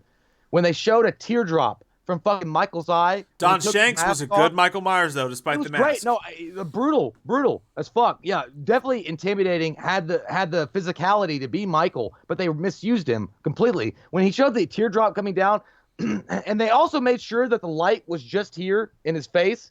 It looked like at the beginning of an Annie Lennox "Walking on Broken Glass." It looked like an Annie Lennox music video. And I was, or Stop voting, by the way. Stop voting. Sorry. Good. the fucking Cure was gonna come on, and we're gonna play Burn when he takes his mask off and he's like sad about his niece. Here's the psychic connection. Get the fuck out of here, dude. Here's the thing about Halloween 5 though. Halloween 5 is my choice. I like Nightmare 5. You had the dinner scene where she was like getting all fucking bloated. And Freddy was real gnarly in that, and I like that a lot. And the motorcycle scene and a bunch of crazy shit going on in Nightmare 5. There's things in that movie I like. But in Halloween 5, though it's much maligned, and the mask sucks, will you tuck that fucking mask in for the love of Jehovah? Please tuck that fucking mask in. And the dumb stuff with the sea shanty captain and all that shit. The thing about Halloween 5 is this. Danielle Harris, even though the stupid connection was dumb, she gave an amazing performance where they made her have to Cookie Woman? Yeah, they made her have to be mute and do like that. Like that shit. Fuck. Yeah, and then like you got super crazy Loomis, which is fun. He's like, like, he was fucking nuts. And while I hate Tina with a fucking passion, and she annoys me more than anybody in the Nightmare or Halloween franchise, the thing that gets me Halloween 5 over Nightmare 5 is the end scene of Halloween 5, where Loomis, one-on-one with Michael, traps him, fucking hits him with some tranq darts, drops the net over top of him, and beats him fucking with a 2x4, and then until he literally has a heart attack on top of Michael. That scene is so good when they're in there and he's like, "Die, Michael, die!" And he like falls over. He's like, "Eh." It's so good. It puts it over Nightmare 5 for me. Well, he hacksaw Jim Dugan him. Yeah. He hacksaw Jim Duggan him, and yeah, I'll give it to Halloween 5 for that reason alone, and not to mention the fact that, regardless of the fact that Michael's mask looks like a fucking goddamn idiot from Missouri that had just got out to fucking fish, like that mask looks terrible. I'll still give it because the brutality of what Michael did when he did kill was fucking good. Other than the psychic shit, and Dr. Loomis's interaction with Michael was still good. It was still solid. Because that's Donald Pleasance. Donald Pleasance was the main anchor, the main staple on that. Nightmare 5, it got all fucking weird with the whole Dream Child thing, and then they were chasing each other up and down with the fucking, I don't know. It's like, bitch, just hold still. Stop running around. Like, I'm getting dizzy. They did have they had some cool background of Freddy in 5 that I enjoyed. Like, they did some cool, Amanda Kruger and all that stuff like that. But, and again, Nightmare 5 did maybe even create, which I would understand someone picking Nightmare 5 because Halloween 5 did create more major sins. When you've got the cops and you got Tina and then you got the mask.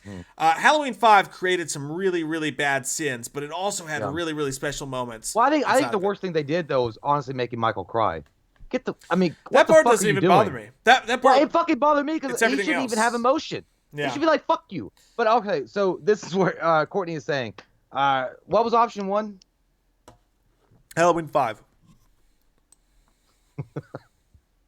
All right. So Courtney says, option 1, this is crazy. Option 1, Halloween 5, 72. Oh, wow. Nightmare 5, 36. Oh, wow. And then Courtney says, we might need bulletproof vests. I'm talking to a guy in Brooklyn right now, Courtney. I legit. That's insane. I can get it, though. I can get behind it. I thought these were going to be closer. I thought that one was going to be like my 2 points or 1. But holy shithole. So go, wow. That's so cool. Going back over it real quick, just give everybody a summation before we go into 6. Halloween beat the original Nightmare on Elm Street 88-29. Jay and I both picked Halloween, but it was very close in our summation. Halloween 2 beat Freddy's Revenge 42-39 in a super close vote. Jay and I both picked Nightmare 2. In that one. Dream Warriors versus Halloween 2018. Dream Warriors wins 48-57 after a recount vote. Jay and I actually picked Halloween in that one, but Dream Warriors won. Halloween 4 versus Nightmare on Elm Street 4. Halloween fucking clean sweeped them 89-24. And now Halloween 5 has beaten Nightmare on Elm Street 72-36. The only thing that's shocking to me is how lopsided it is. Like, I thought it would have been a more... But, people love their Michael, man. They love that... Goddamn no-speaking piece of shit. Christopher Walken here. No good. Doesn't have a job. Walked in Big Lots once and got fired from the Electronics Center. And you know what? They don't even have one. But yeah, you know what? Either way, man. Hey, it's your guys' vote. This is fun. That's why we like it, because you guys are deciding it. And and I know somebody's going to... So, well, you guys are appealing to a Halloween Like, no, Right. you got everybody's open It's a little to come in and vote. It's a little fair, but the lopsidedness is shocking. Mercurio80 says number 2 because the Fat Boys song. LOL, I'm weird. That's okay. That's a good one. I No, get it, that's a man. good one. No, I like that song. That's a good song. I totally get it. And also, Zane Zombie says bag of chips. Love I 'em. love What chips. you like? I Doritos? fucking What you love want? chips. You want to take a quick pee-pee break for the next one? Or you want to go? You want some Fritos? No, I want to know what kind of bag of chips he's trying to bring at, dog. I like them Lay's, bitch. Yeah. I like them Bartleby's. What are those fucking things called? Barabbas. No, Barabbas is, I don't know. All right, I'm gonna go take a break. All right, take a pee-pee. I love you. pee-pee. The next vote, you guys, just to prepare yourselves, very interesting to me. You guys know what mine and Jay's vote's going to be on this because we have a deep love for Halloween 6 from our youth and from growing up. So our vote's probably going to be Halloween 6 on this. But I do know there's a lot of people who really love Freddy's Dead. So which H6 version, Bradley? I think you got to go with the theatrical version. Definitely the theatrical version, I think. We'll just go based on that. But the next vote's going to be Halloween, The Curse of Michael Myers versus Freddy's Dead. I hate Freddy's Dead. I hate it. The pipe bomb, his daughter. I fucking loathe that goddamn movie. And I love Halloween 6. I think it's one of the most underrated movies fucking ever. So my vote's definitely going to be Halloween 6. But I do know that people love Freddy's Dead because you got him playing video games. He had some of his good comedy in there, the fucking Your Brain on Drugs, Johnny Depp. But they made him so fucking corny. They made him so fucking corny and stupid. It wasn't scary at all. And his daughter fucking like God damn it. The ending of that movie makes me fucking want to just quit this live stream and YouTube forever right now. The ending of that movie is so stupid. You're going to send Freddy out. Like, you're going to try to end the Freddy franchise on that goddamn bullshit? That's like saying That's like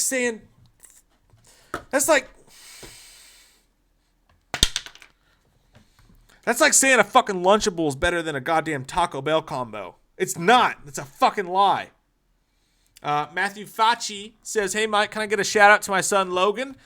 What's up, Logan? You have an awesome. I'm trying not to curse when I say this. You have an awesome name. You share the name with Wolverine, the greatest X-Men that has ever lived." And you should go through life like that with unbeatable power. And you're an awesome, badass dude who says shit like bub and has regenerative growths. Your parents gave you an awesome name, Logan, and I hope that you have an awesome life. That's what I have to say about that. Alistar Ray says, Halloween 2018, I don't love like Halloween 2, 1981. That'd be interesting. One day we should do a Halloween versus Halloween. And we do Halloween sequels versus Halloween. Then nobody can blame us for being biased. That's really interesting, Alistair. Matthew Facci, I just read that. Yeah, once you break the seal, guys, what are you going to do? What are you going to do? Bad boys, what you going to do? What you going to do when they... Bad come, boy! boy. What you going? What you going? Vinny C says the first DVD I ever owned was Halloween 6. That's right in our wheelhouse, dude. We were right in that fucking Halloween 6 land. Dylan Holmes says, I bet Cody Leach is devastated right now. Hey, man. What are you That's the luck of the vote. What are you going to do, Cody, when them bad boys come after you? It's a scary place.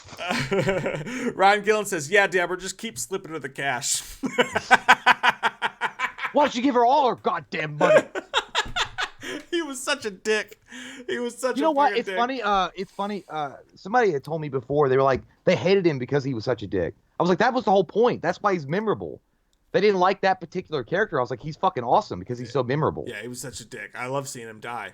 Lost Boys Bio says, will the Leprechaun series be next? I don't want to go into that dark realm. 7 years later, possibly. Drew Clayton says, Halloween versus Halloween. Let's see heads explode as we decide between Resurrection and Rob Zombie's Halloween 2. That's what I was saying when you were gone, dude. Eventually, we should do Halloween versus Halloween of these. Fuck. That'd be fun. I'd be down with that. That'd be fun. That'd be really good. All right, that's like watching Ultimate Warrior versus Hulk Hogan. Like, you don't know. I hope they're friends at the end. Hey. Just be friends. Hey, I'll be right back. Never say you'll be right back, because we'll be back. Everybody knows that. Look at that face. You know he's dead. He's dead! Oh, he's milking himself. This is where we've come. Oh.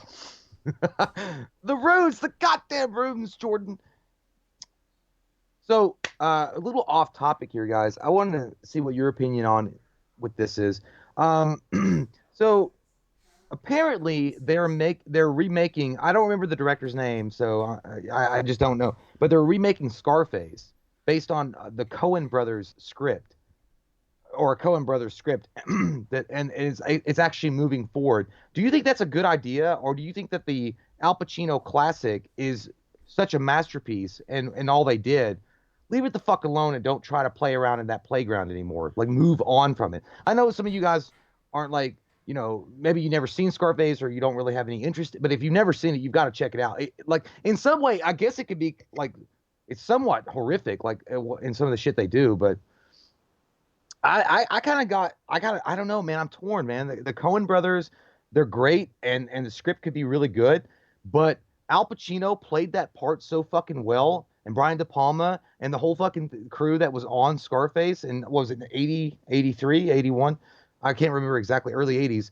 It was so fucking well done, though. Like, I don't know why you would go back and revisit that. Like, I just feel like at the same time, like you're just wasting time.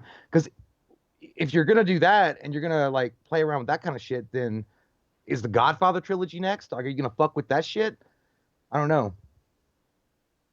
I don't know JT Customs. I know Scarface was a remake. I know that there was another one that came out in was it the 30s or some shit, the 60s?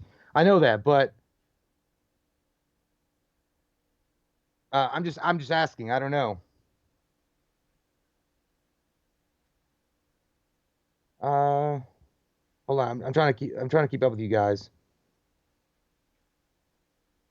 Jesse says Jesse Campbell said, Jay, I personally think the remake of Scarface will be as good as good idea as your divorce. You're goddamn right.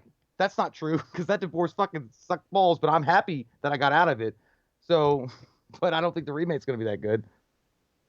Um, Lost Boy bios.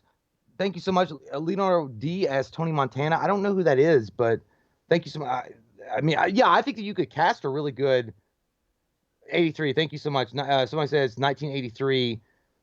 Colin McCormick. Thank you for clearing that up. Yeah, so 1983. Yeah, I'm not saying that you couldn't cast a good Scarface. I'm just saying like the story is already magnificent. I just don't know why you'd fuck with that shit though. Um, Yeah, Ray Space says someone is most def going to remake Godfather, and that's the sad truth. That's the reality. I definitely think that's going to happen, and that's another fucking trilogy that's a masterpiece. Well, not the Godfather 3 is like I don't know. It's like the crazy drunk uncle that nobody wants to talk to outside the fucking barbecue. He just comes over because there's free food and shit, and your mom says, "Hey, you gotta go say hello to Uncle Fred." You're like, "I don't want to," but you're like, "All right, I'm gonna go over here." He's like, "Let me tell you the time that I had sex with a whore on the boardwalk." I'm like, "Oh." How you doing, Uncle Fred? I see your wooden leg is shiny, and then you walk away. But either way, Godfather 1 and 2 are instant classics. So Are you ready? okay, yeah, I didn't get all of the final. We were talking about Scarface remake. I was bringing that shit up. Um, let's see. Make sure we got to them all before we go to the next one. Hold on, Corey Weston. I know the '83 version is a remake. I know that. I'm not saying that it's not a remake of another movie that was original, but I'm saying like that's the Scarface. The Al Pacino version is what everybody remembers. That's the Scarface. That's That's so Scarface. much better than the original Scarface. Yeah. Yeah. Uh,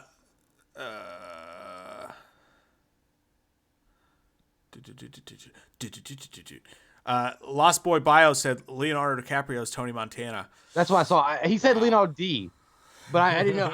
Is that who you meant? Okay, I'm sorry. sure. I'm a fucking idiot. But I was like, I don't know who Leonardo D is. It's like, is he like I don't know who that is. I could imagine that, dude. That would be fucking raucous, man. That'd be crazy, dude. But I just think that DiCaprio's got too much of a pretty face, though. Like it's even to make him ugly, it's hard to do. What you think I got the scar eating pussy, man? Chris Haynes says, "Cookie woman walking down the street. Woman. Cookie woman." You gotta do the walking down the street. A cookie woman. We're gonna write a whole Cookie Woman Walk Down the Street song, by the way. Look out for our album in 2022. Ryan Gillen said, "Who to cast for a Red Dead Redemption film?" Oh, I didn't play the shit. That's fuck, dude. Damn. I think you got to throw Timothy Olyphant in there as a character, just because of how good he was in Once Upon a Time. But you need a really, really gruff fucking guy. Wasn't he in Deadwood too? No, I don't think so. I mean, no, he was. Yeah. Yeah. Tom Hardy would be a really good Arthur, I think. And I know everybody says Tom Hardy for everything, but I think he would be a really good Arthur. Honestly, if I had to pick the main guy, dude, a lot of people are gonna call me crazy here, but I think that Dylan McDermott could probably pull it off. I can see that. I'm into that actually. I think the leader of the camp, I can't remember his name. The guy who I'm sure is going to turn out to be a bad guy. I can't remember his name, but Daniel Day-Lewis would be fucking perfect for that guy. He's perfect for anything. Yeah, that would be amazing. Dan S says Carl Urban for Red Dead. I could be into that. John Bernthal. I'm not that big of a John Bernthal. John Bernthal, I like it. You know what? It's great in Punisher. John Bernthal, like that's a whole other video though. The Punisher preference. Bill Pullman as Dutch. I could go for that. That's pretty good, Tomo. But Billy Bob Thornton, he's got to be in there for sure. Tom Cruise, that's great. All right, Kurt Russell's got to be in it. Oh, for sure, man. That would be amazing. All right, next vote is going to be Halloween 6 versus Freddy's Dead. Nobody vote yet. Jay, you come up with the vote slogan for the next one. 1 for Halloween 6. Vote number 2 for Freddy's Dead. What's gonna be the go-to sign, Jay? It's gonna be shoot a big gaffin. Pew, pew. Is Courtney and Vinny ready? Are you guys ready? Are you guys sexual? Are you guys? Go ahead, put your pants back on. It's fine. Come on, or leave them off. I don't care. Whatever. Let's go. In the meantime, A Shadow says not relevant, but did you see how they fucked over Matthew Lillard by not telling him he was going to be replaced as Shaggy? Yeah, man. I think Matthew Lillard. I did hear about that. I think he's been fucked over as a whole lot for his whole career. He's such a good, fucking entertaining, artistic, expressionist actor, and he should have had way more roles. Okay, so Vinny C said he's ready. I'm waiting on Courtney. I know you're ready, Vinny. I'm just waiting on your partner, dog. Don't run off into battle without your partner. Yeah, Matthew Lillard is I feel like the reason why he got like typecast. Yeah. I think that's what happened to him. He's a gangly kind of like skinny dude, and he plays kind of the character where he's like kind of like a misfit, and he doesn't really get along with authority. You know what I mean? Like, and he's kind of on the edge, and I think they just miscast him. I think he got pigeonholed. He's a very over the top actor, but I can really appreciate. Well, you gotta look at like some of the Scream, which will set him up, and then he also fucking did 13 Ghosts. He also did SLC Punk, but he's always playing the same kind of fucking guy, though. He's always playing like kind of out there dude. Yeah, Finder's Fee was a great film with him. I think he could have been a Nicolas Cage. Like, I think he could have been up there. I think he has that wild fucking streak in him. All right, Courtney's ready. Okay. So, 1, 2, 3, shoot him at Gavin. Vote number 1 for Halloween 6. Vote number 2 for Freddy's Dead. And while you guys do that, the last super chat that we didn't get to was Ryan Gillen said, bad guy from The Crow as Arthur. I haven't seen him since that guy's badass though. One of the Alien movies. Awesome. He's good. I can't really see him as Arthur, but I get where your head's at, and I like that guy a lot. So I hope you guys are voting right now. Again, vote number 1 for Halloween 6. Vote number 2 for Freddy's Dead, and don't vote twice, or I'll give you head. I like Dave. Drew Clayton. I'm sorry. He was like 1, and it's not even close. Same. Like, I don't even. I gotta agree, man. It's not even in the same fucking realm. Here's the thing. I did. No, I'm sorry. I'm lying. I was gonna say I had some more respect with Freddy 6 after a few years. It's not true. I just hate what they did to the character. Like, I know it was meant to be kind of a joke and a poke fun at the pop culture at the time, and they were trying to make it like, Freddy was just embracing the pop culture that had embraced him. But dude, it got so fucking stupid, and you throw in Tom Arnold and Roseanne, and then it's like it's a video game. It's like a Looney Tunes adventure with him doing all these crazy wackadoo things, and then throw in the Power Glove. The only cool thing about that was the cameos. Johnny Depp came back. That was cool. He had a cameo. But overall, like Halloween 6, at least they were trying to keep it. And dude, they got fucking mean. They got mean with Halloween. They finally took Michael, and they were like, man, we're gonna get fucking vicious with him.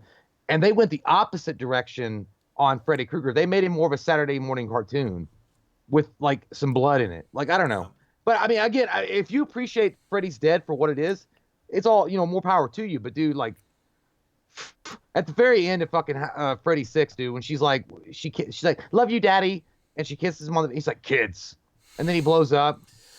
Oh, Yeah, shit the daddy stuff and the pipe bomb and the end of Freddy's Dead is what really gets me. I think the video game stuff's fun, but Halloween 6 to me is always underrated and underheralded because, like you said, man, the mask was good, and again, any movie with a mask is good is a high rating for me for Halloween. They got that really good mask in that.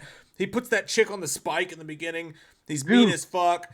It does some I like cool how his shit. belly's just hanging out too. He's like, I don't give a fuck. I've been in hibernation, bitch. I'm a bear on the loose. I'm a bear. I love fucking Halloween 6, man. I love it so much. What was the guy's name that played him? Stop voting, by the way.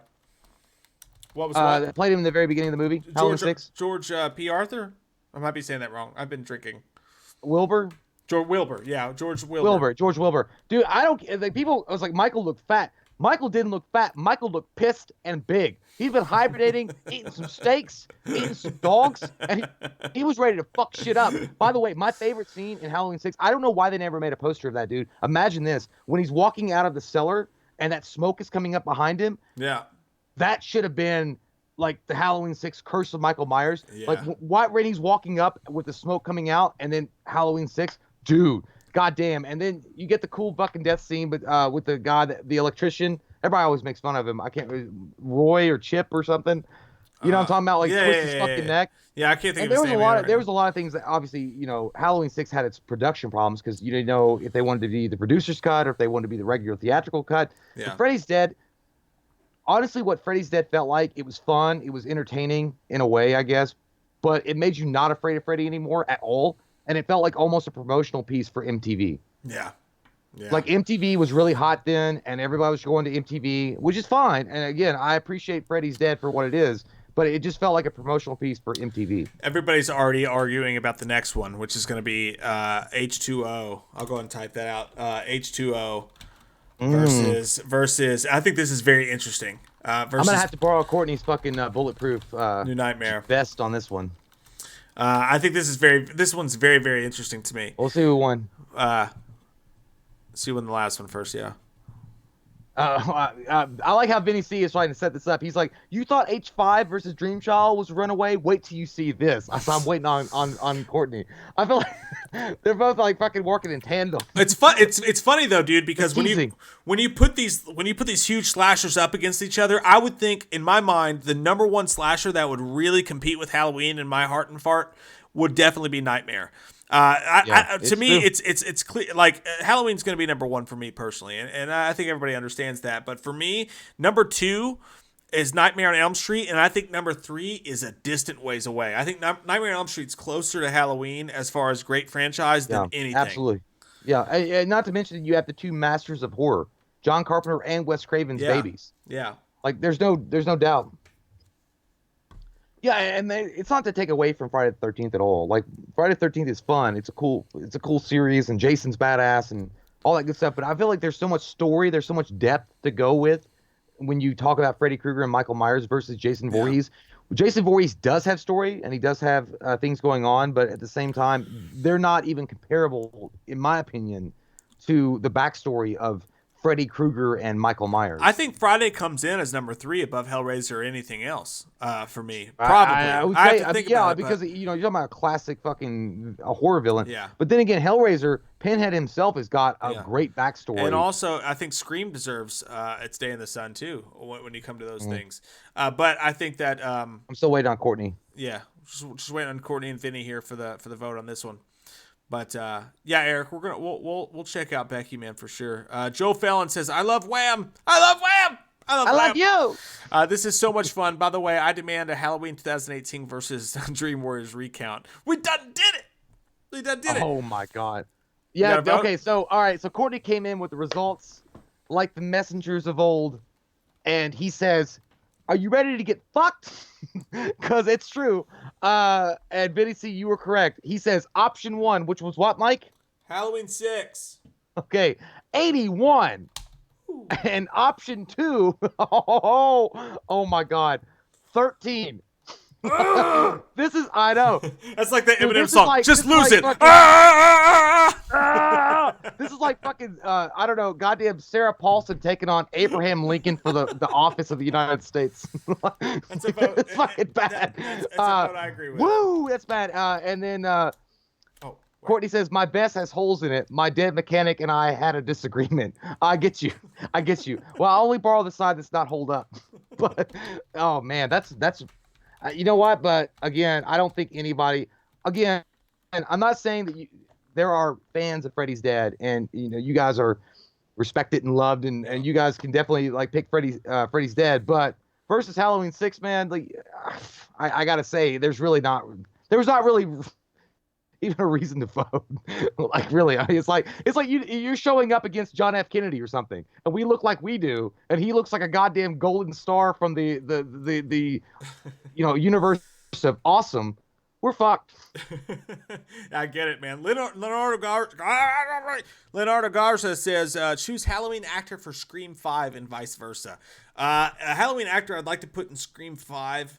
Honestly, with any of the actors, if it was possible, I would put Donald Pleasance in Scream 5. I think that'd be fucking amazing. Yeah. And vice versa, to put a Scream actor in Halloween, I think I'm gonna go Matthew Lillard. I'd like to see Matthew Lillard in a Halloween movie. What do you think, Jay? For Halloween 5, to put an actor in that movie from the past, yeah, Donald Pleasance has to be where your mind goes right away. Such an amazing actor, could do, you know, but he was in the movie. I mean, he was in the movie, right? So right, 5. And then as far as a Scream actor, I honestly I wouldn't mind seeing Skeet Ulrich. I'd be down with that. I mean, like, I wouldn't mind seeing Skeet Ulrich do some kind of crazy shit in that. Like, I don't know if he would be. You know what? Honestly, if Skeet Ulrich, he's a good actor too. Honestly, I love Jericho, the TV series. It was a great TV series. It was canceled way too early. If Skeet Ulrich had been a final guy in a Halloween movie, I'd been totally fucking down with that. Yeah, I think Skeet and Matt both have had unheralded careers. I think they both were underrated for sure. Brandon Berry says, I would love to see Peter Jackson's Nightmare on Elm Street 6. Yeah. yeah. I would like to see that shit too, for sure. Vinny C says, I'm worried I'm going to wake up with slashes on my chest, and not from Freddy, but from the fans we're pissing on. It's going to be all right. We're going to be here together. We're going to start a support group. Me and you and Mike and Vinny. Hey, me, you, Mike. Don't shoot the messenger. And Courtney, we're going to go into an underground protection unit, and it's going to be all good. Don't you worry. Don't shoot the messenger. Sean Davis, thank you, Sean, you pantsless motherfucker. He says, hey, my pantsless people. All I want to say is that they don't really care about us. I have a chance to get laid tomorrow, and I keep thinking I should do it, COVID and all. Do I take the chance? I don't want to shower either. You put your long john in her clam chowder. What are you waiting for? God. Hey, I'm not making the rules up, but she has a clam. You have a long john. Clam chowder. Lay on top of her and flop around like a fish out of water. Just do it. I don't want to call anybody out, Sean, but one of your fellow Patreon brethren had a sexual experience the other night, and when he was done, he looked at the TV screen, and they were in the bed awkwardly together, and what was on the TV screen that they looked at? None other than Michael Myers in The Mask playing Everlong by the Foo Fighters. She was like, what the fuck is that? And he had to explain what the fuck was on his TV. Could you imagine that shit? Yeah, dude, he should have been like, that's why you know I love you. It was a Tinder date, though. It was a Tinder date. It was like a first-time fuck. Well, it's like, he should be like, I tenderly love you. I tenderly love you because I'm sharing one of my favorite horror icons playing guitar to you. And he did that for me. So. Could you imagine, though, if you guys watched the last stream, could you imagine having a Tinder date over and having sex? And you don't even barely know him that well. And then you're in that awkward post-sex moment, and you look over at the screen, and it's Michael Myers playing fucking Everlong on the guitar while Loomis fucking freezes. That shit made me laugh. But yeah, Sean, do it. Yeah, fuck it. I would try to take their name. Take her temperature when she shows up at your house. That would take their mind off of the bad sexual experience she probably had if it was with me.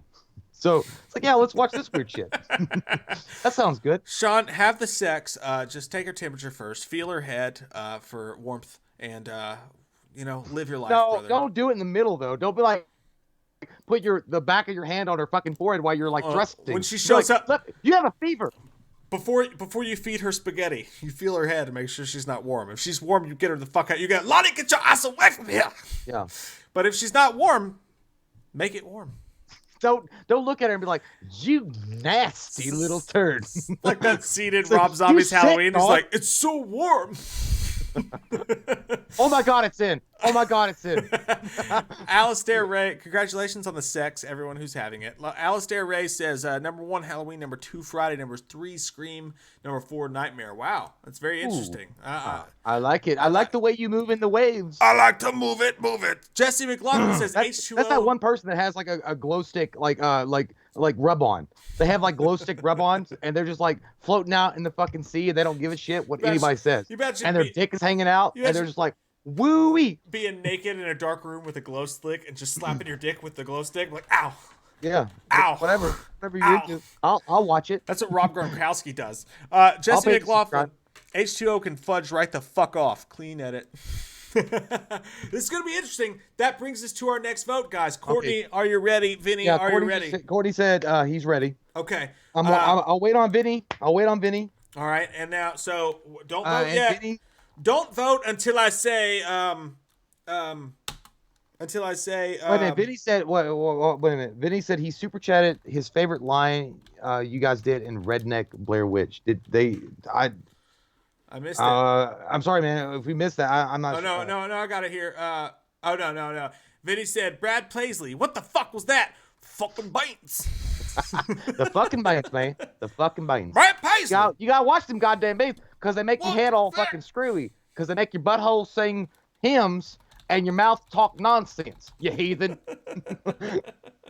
That was fun. That was a fun video. All right, so they're both ready. So, all right, if you're ready to vote, do not vote until I say,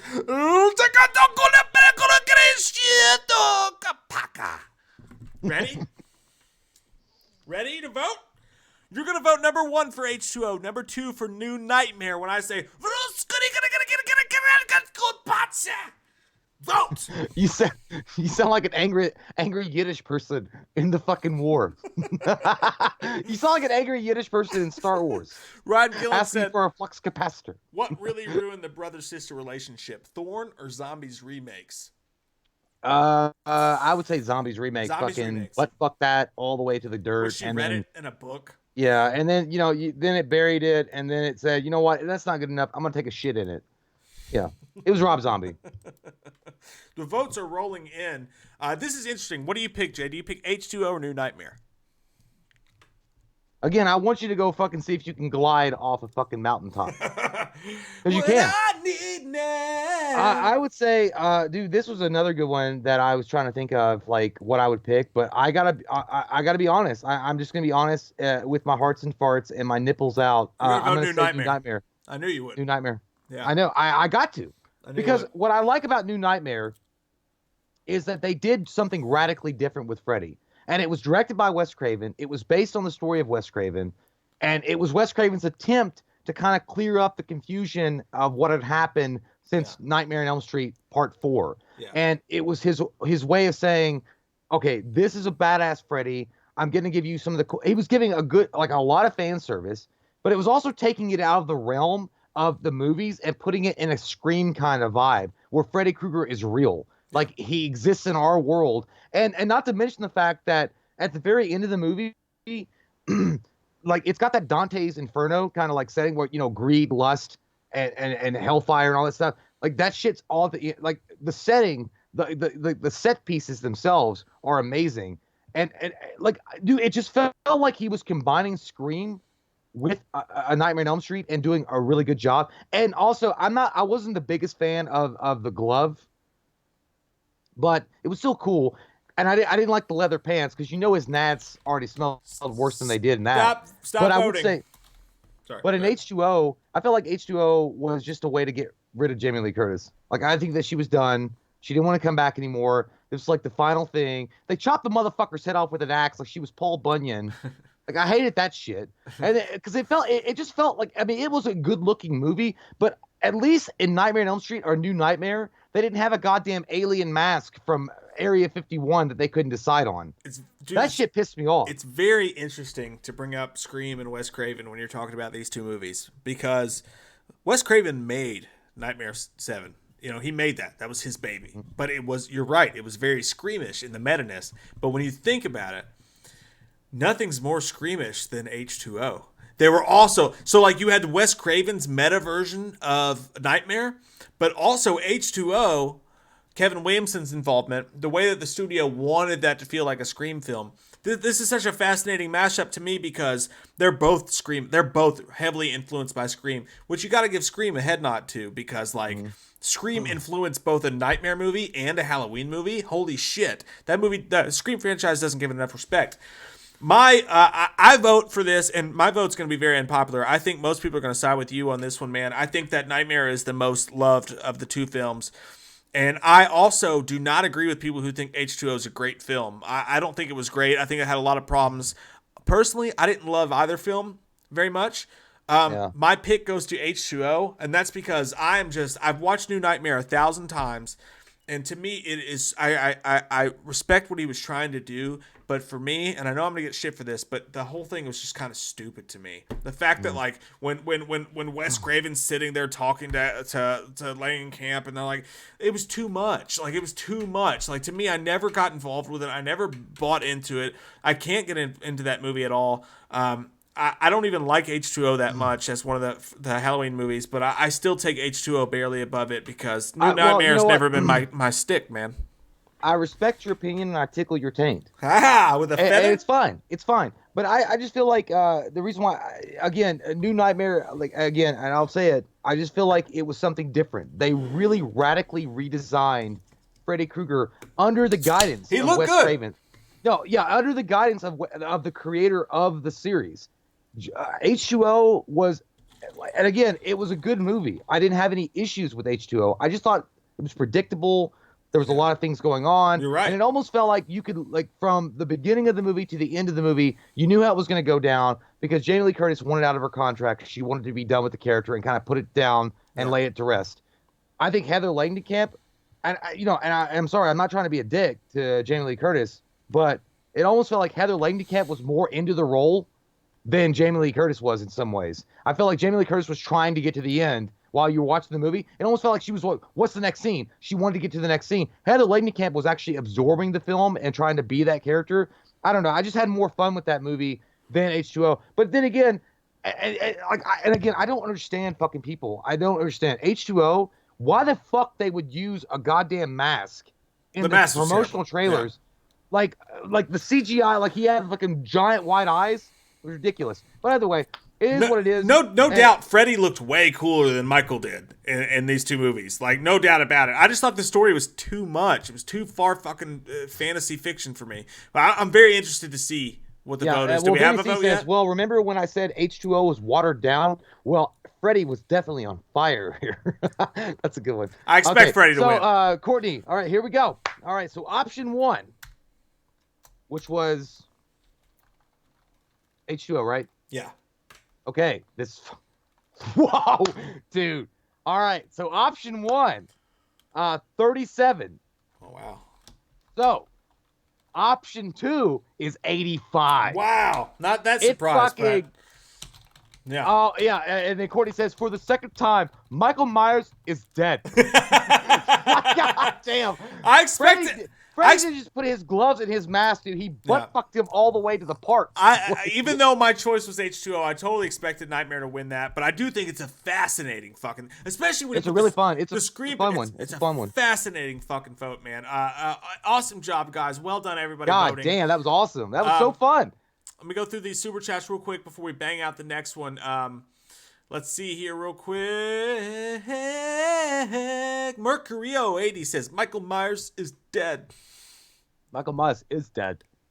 He's dead. I'm not going to Yosemite. I'm going to Yosemite. Michael Myers is dead. I know some of you guys don't get that, but if you go back and watch H2O, when he's like leaning against the counter and he's got his shit all, it's like Michael Myers is dead. He's got like a nasal issue. Alistair Ray says, what if Wes Craven's Halloween movie ever happened? If Wes Craven made a Halloween movie, god damn, I'd be into that. He was so into violence and it actually meaning something, and the violence actually being heartfelt and painful. Think about the opening to Scream with Drew Barrymore. If you had Wes Craven do a Halloween movie, you would feel those deaths so much, and it would have been fucking amazing. It would have been really cool, but I don't ever think that Wes Craven wanted to do anything with Halloween just because he knew it was his friend's fucking series. And he wanted out of horror at that point. Wes Craven was so sick of what the MPAA did to Scream and to Last House on the Left and everything. He honestly wanted to get away from horror because they wouldn't let him. Like, they literally told him, your movies are too disturbing. We have to give them an NC-17. Dude, and he's like, that's what horror is supposed to be about. Dude, he was like human. I will cut you at your knees. That's how the MPAA was at him. Like, he's like, fuck it. Yeah. Dude, I would have loved to seen John Carpenter, Wes Craven, and George Romero do a movie together. All three of them on one fucking movie. Not an anthology, but one movie. I honestly wouldn't have wanted that. I just would want 3 separate movies by the 3 of them. I like their own I want styles. all 3 of them to work on a fucking horror movie. Like, the right script. I don't like it. Be sexy. Horror. Massive Entertainment says, hi guys, would you like to see a turtler? Yeah, I don't know what the fuck that means. It says, hand sculpted baby poop with personality. Can I send pics to y'all's DM? And I'm late, so I'm going to go to the beginning. Oh, and thank you for making life epic. Thank you for making life epic, Massive Entertainment. I don't know what the fuck you just said, yo, but I appreciate it. It's a sexy thing. Sexy boy. It's not your I'm boy. not your boy toy. Boy toy. Yeah, Ron Gillen says, Vinny Seed said Michael's not dead, but he needs to comb his hair. comb your hair. Ron Gillen says, new Nightmare guaranteed to jack you up. It's true. I get it. All right. Well, okay, by the way, little quick, it's not a vote. You guys don't have to vote this. But what do you think, Josh Hartnett? Do you like him better in H2O, or do you like him better in the Faculty?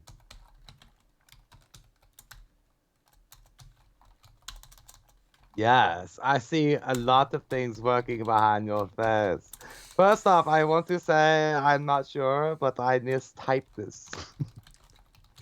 I know you're trying to go with it. Before I was trying to, I can't type. Before we go to the film with Dick, thank you very much. Says streams like this keep me going. Unfortunately, I relapsed again, and I just get feelings of not being around. But I'm trying to fight this really dark time for me. Much love, Jeff Harris. Jeff Harris, man. Jeff. Dude, that soliloquy at the beginning was partly for you, brother. I feel you, man. A lot of people here feel you, and a lot of people here have been there. Dude, just don't stop fucking going, man. It's gonna be all right. I promise. Like I said earlier, anything can be right around the corner, and we love you, and everybody here loves you, and we're in this together, brother. It could be right around the corner, man. Do not fucking give up.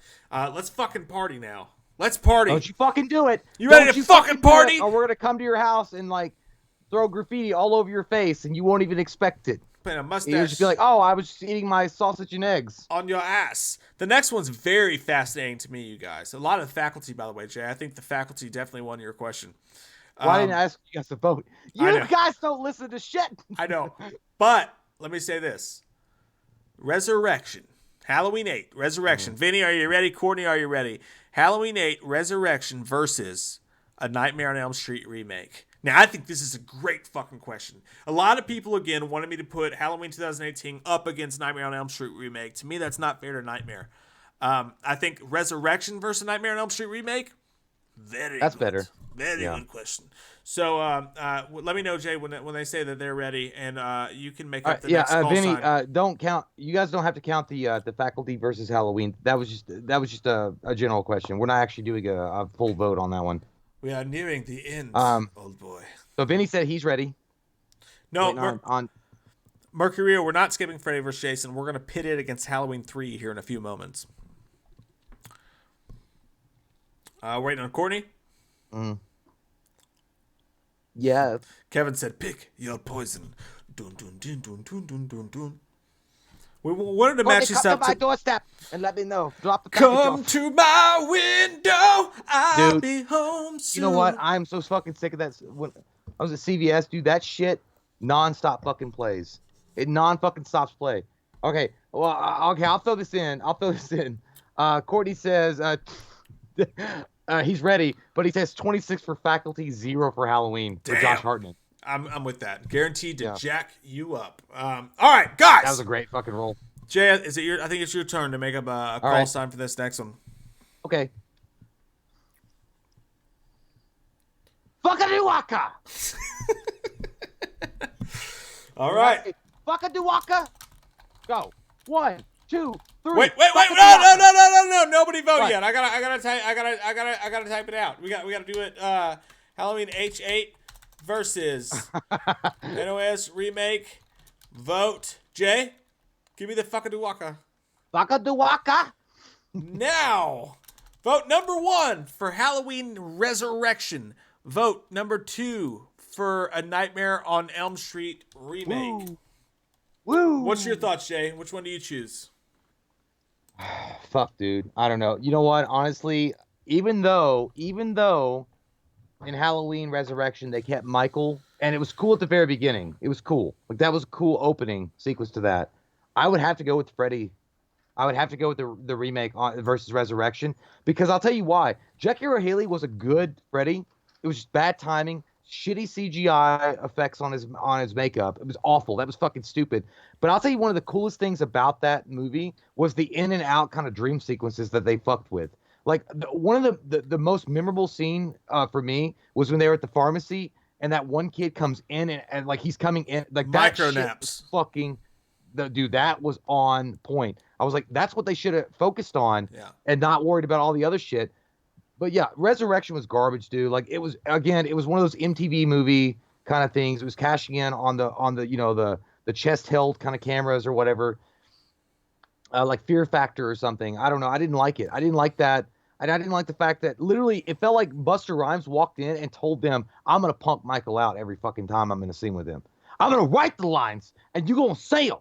And then I'm going to look at him. I'm like, you a punk bitch. I know round kick fucking kung fu. Van Damme in your fucking neck. And they're like, okay, we'll go with that.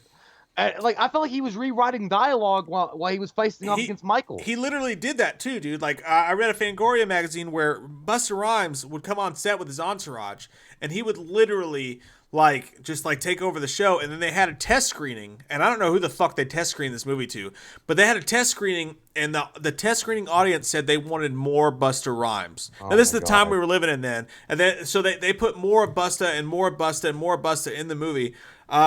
I gotta say, how much did that cost? What was your choice, by the way? I forget. Which I'm gonna pick the remake. I picked the Freddy. I picked the remake too. I like the Nightmare on Elm Street remake better, and here's why. It's because Jackie Earle Haley did a good job. They fucked up the CGI. They made him look like a burnt squirrel.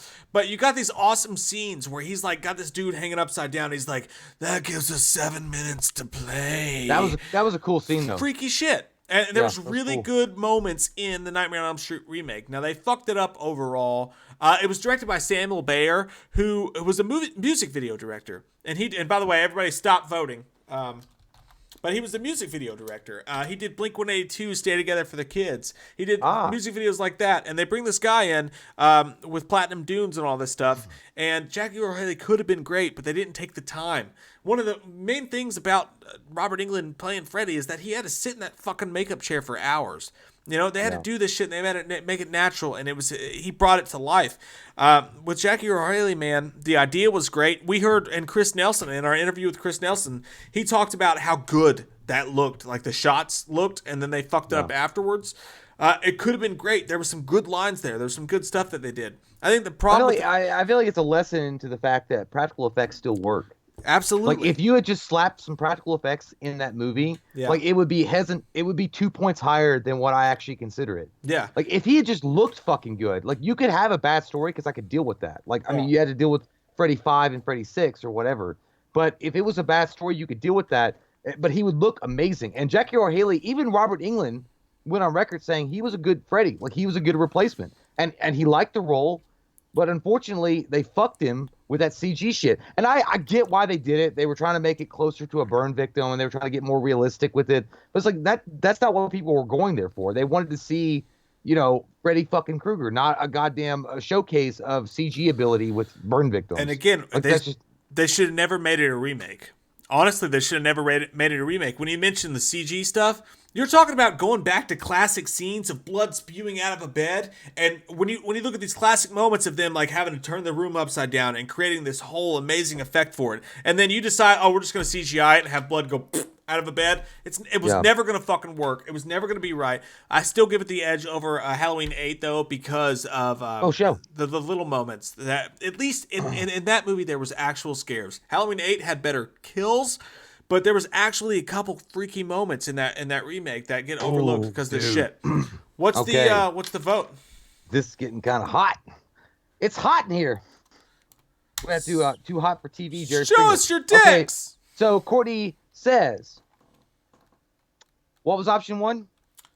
Resurrection, my dear. Trick or treat, motherfucker. You got 34 candies. You got 34 candies. 34 candies. And option 2, motherfuckers, you got 69 Tic Tacs. Damn! So it's done. Nightmare. Oh, shit. I had no expectations Nightmare dude. was going to blow it out. 69. Wow. Y'all motherfuckers tell me that was a bad fucking versus. I think that was a great versus. I appreciate that versus. I think that's a good one, man. I think it's a good one. I think that's a really good one. That was dead on, man. That's bang on, as Dave McCrae would say. Yeah.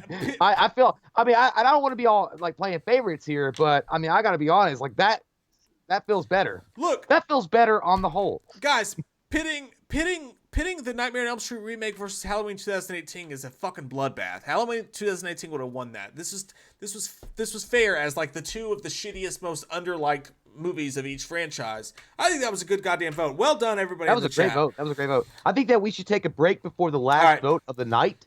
And we'll get into it. Get you a PP in. I'll hit some super chats up. All right. Yeah. Yeah. You guys remember the song, by the way, off Scream 2? My favorite song off the soundtrack of Scream 2 was the Lucky Eels, or no, the Eels, and it was like, "This could be your lucky day in hell." Anybody remember that song? It was fucking amazing. It's like, "Mama grabbed onto the milkman's hand, and she finally gave birth.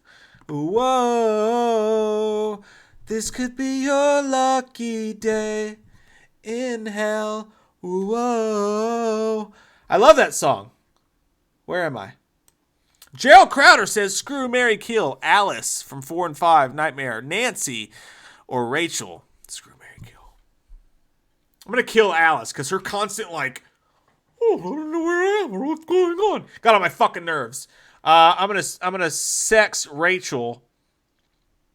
No, I'm gonna sex Nancy because I like Rachel better. I'd rather marry Rachel. She seemed like a level-headed lady, and she was cute. I'm gonna bring that one up to Jay too because I think that's a fascinating question. Mercurio80 says, "Are you skipping Freddy vs. Jason?" No, we're gonna put that against H3 later. Drew Clayton, thank you, says, "Number 1, gotta say Busta Rhymes roundhouse kicks Freddy."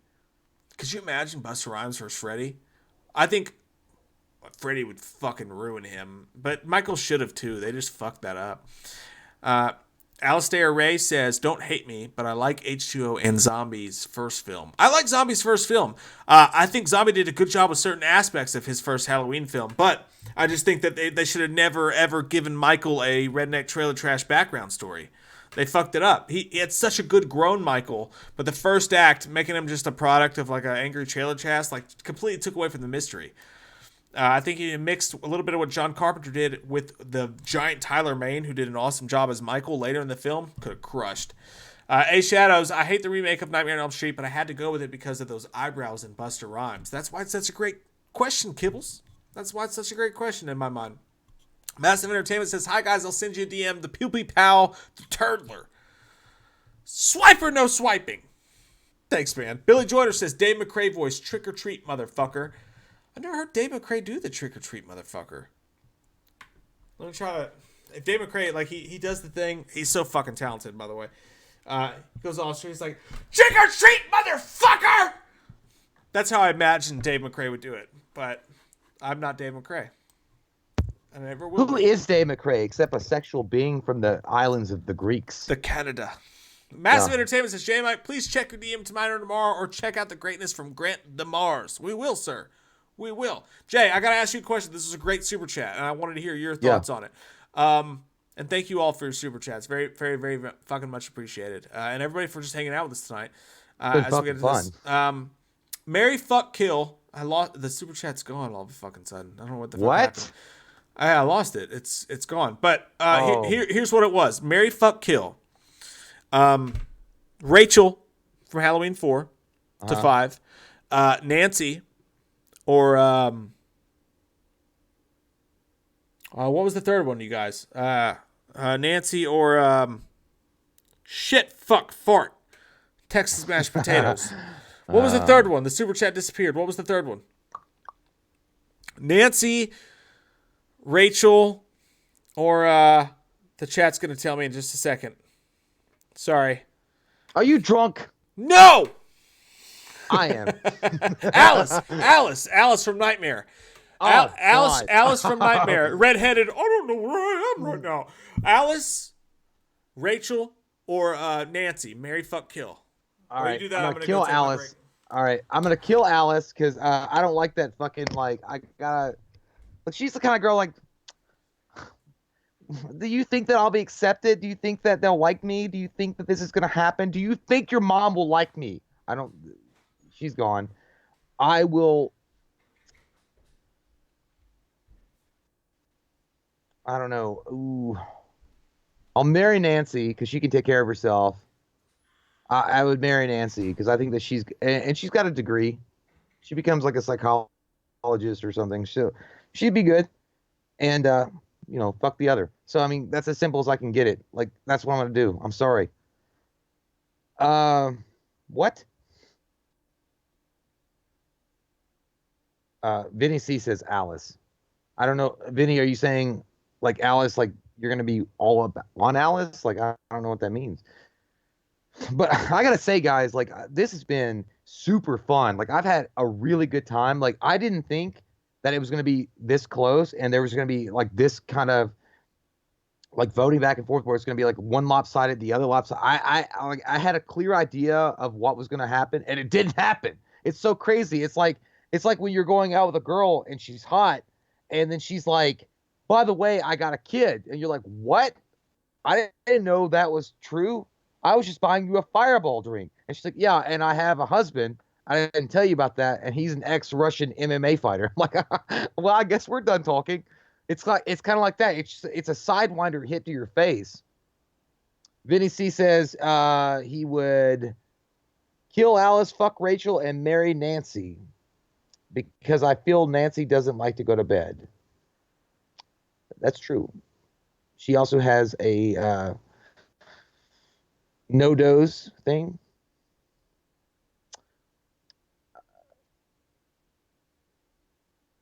Gorshack 13, did Judy Greer murder someone? Why the hate, Lamo? I don't. Are people like hating on her? I don't know. I thought she was okay. I didn't have a problem with her. Like I don't care. Like I never like her character was kind of like. Eh. I didn't mind her though. I just didn't care about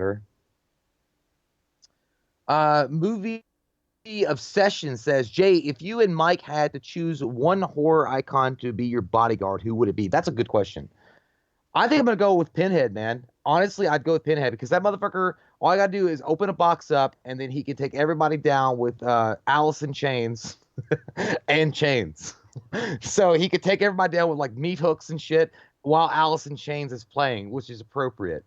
I would choose Pinhead because he like is literally a goddamn demon from hell. I always thought that whole idea, I know that they were going to do something with Pinhead versus Michael Myers. Did we talk about that? I think we did a while ago. I just don't think it's a competition, man. Like, I think that if you put Pinhead against Jason, Michael, or Freddy, like, that motherfucker is like an underboss in hell. And those guys are just like capos, if we're going to do the mafia kind of analogy. So it's not even fair. Josh Weaver says Chuck versus Hellraiser. Well, Chuck Norris would die and then come back to life and whoop that ass. Yeah, Hellraiser would be fucked. I'm trying to get to you guys too. I'm not. Yeah, Tommy got to. He is very kinky. He's kinky, and then he'll fucking kill you for it. Like you'll be like all sexually pleased, and you're like, oh my god, I didn't know I was gonna get the Las Vegas treatment for BDSM, and then he'd be like, oh, by the way, I gotta put this hook in your nipple and rip your skin off. What of it? Hey, somebody, it wasn't a super chat or whatever, but somebody was saying like, if you had to pick one horror icon to be your bodyguard, I picked mine, but if you had to pick one horror icon to be your bodyguard, who would it be? Mine would be Jason. I picked Pinhead.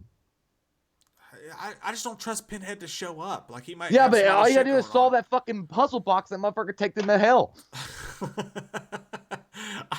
I get it, but I just don't trust Pinhead to show up. Jason was just always just like hanging around like in the woods. Like you could trust him to be there, I think. Except he's eating a fucking cat. All right, guys, the finisher, the final, the finale. The finale. It's going to be, nobody vote yet, Halloween 3 versus Freddy versus Jason. Now, here's why we picked these two. Because they are the two outliers of the franchise. Halloween 3 doesn't have Michael Myers in it. Yeah, I know, the fucking TV scene. But Freddy vs. Jason is technically a Freddy movie. But there's not as many Freddy movies as there are Michael movies. We already didn't include the Rob Zombie films. We had to make it work somehow. And I feel like Halloween 3 versus Dream Warriors wasn't fair. So the two outliers of the franchise going head-to-head, Halloween 3 versus Freddy vs. Jason. I feel like it's very provocative. Gets the people going. Is Courtney and Vinny ready?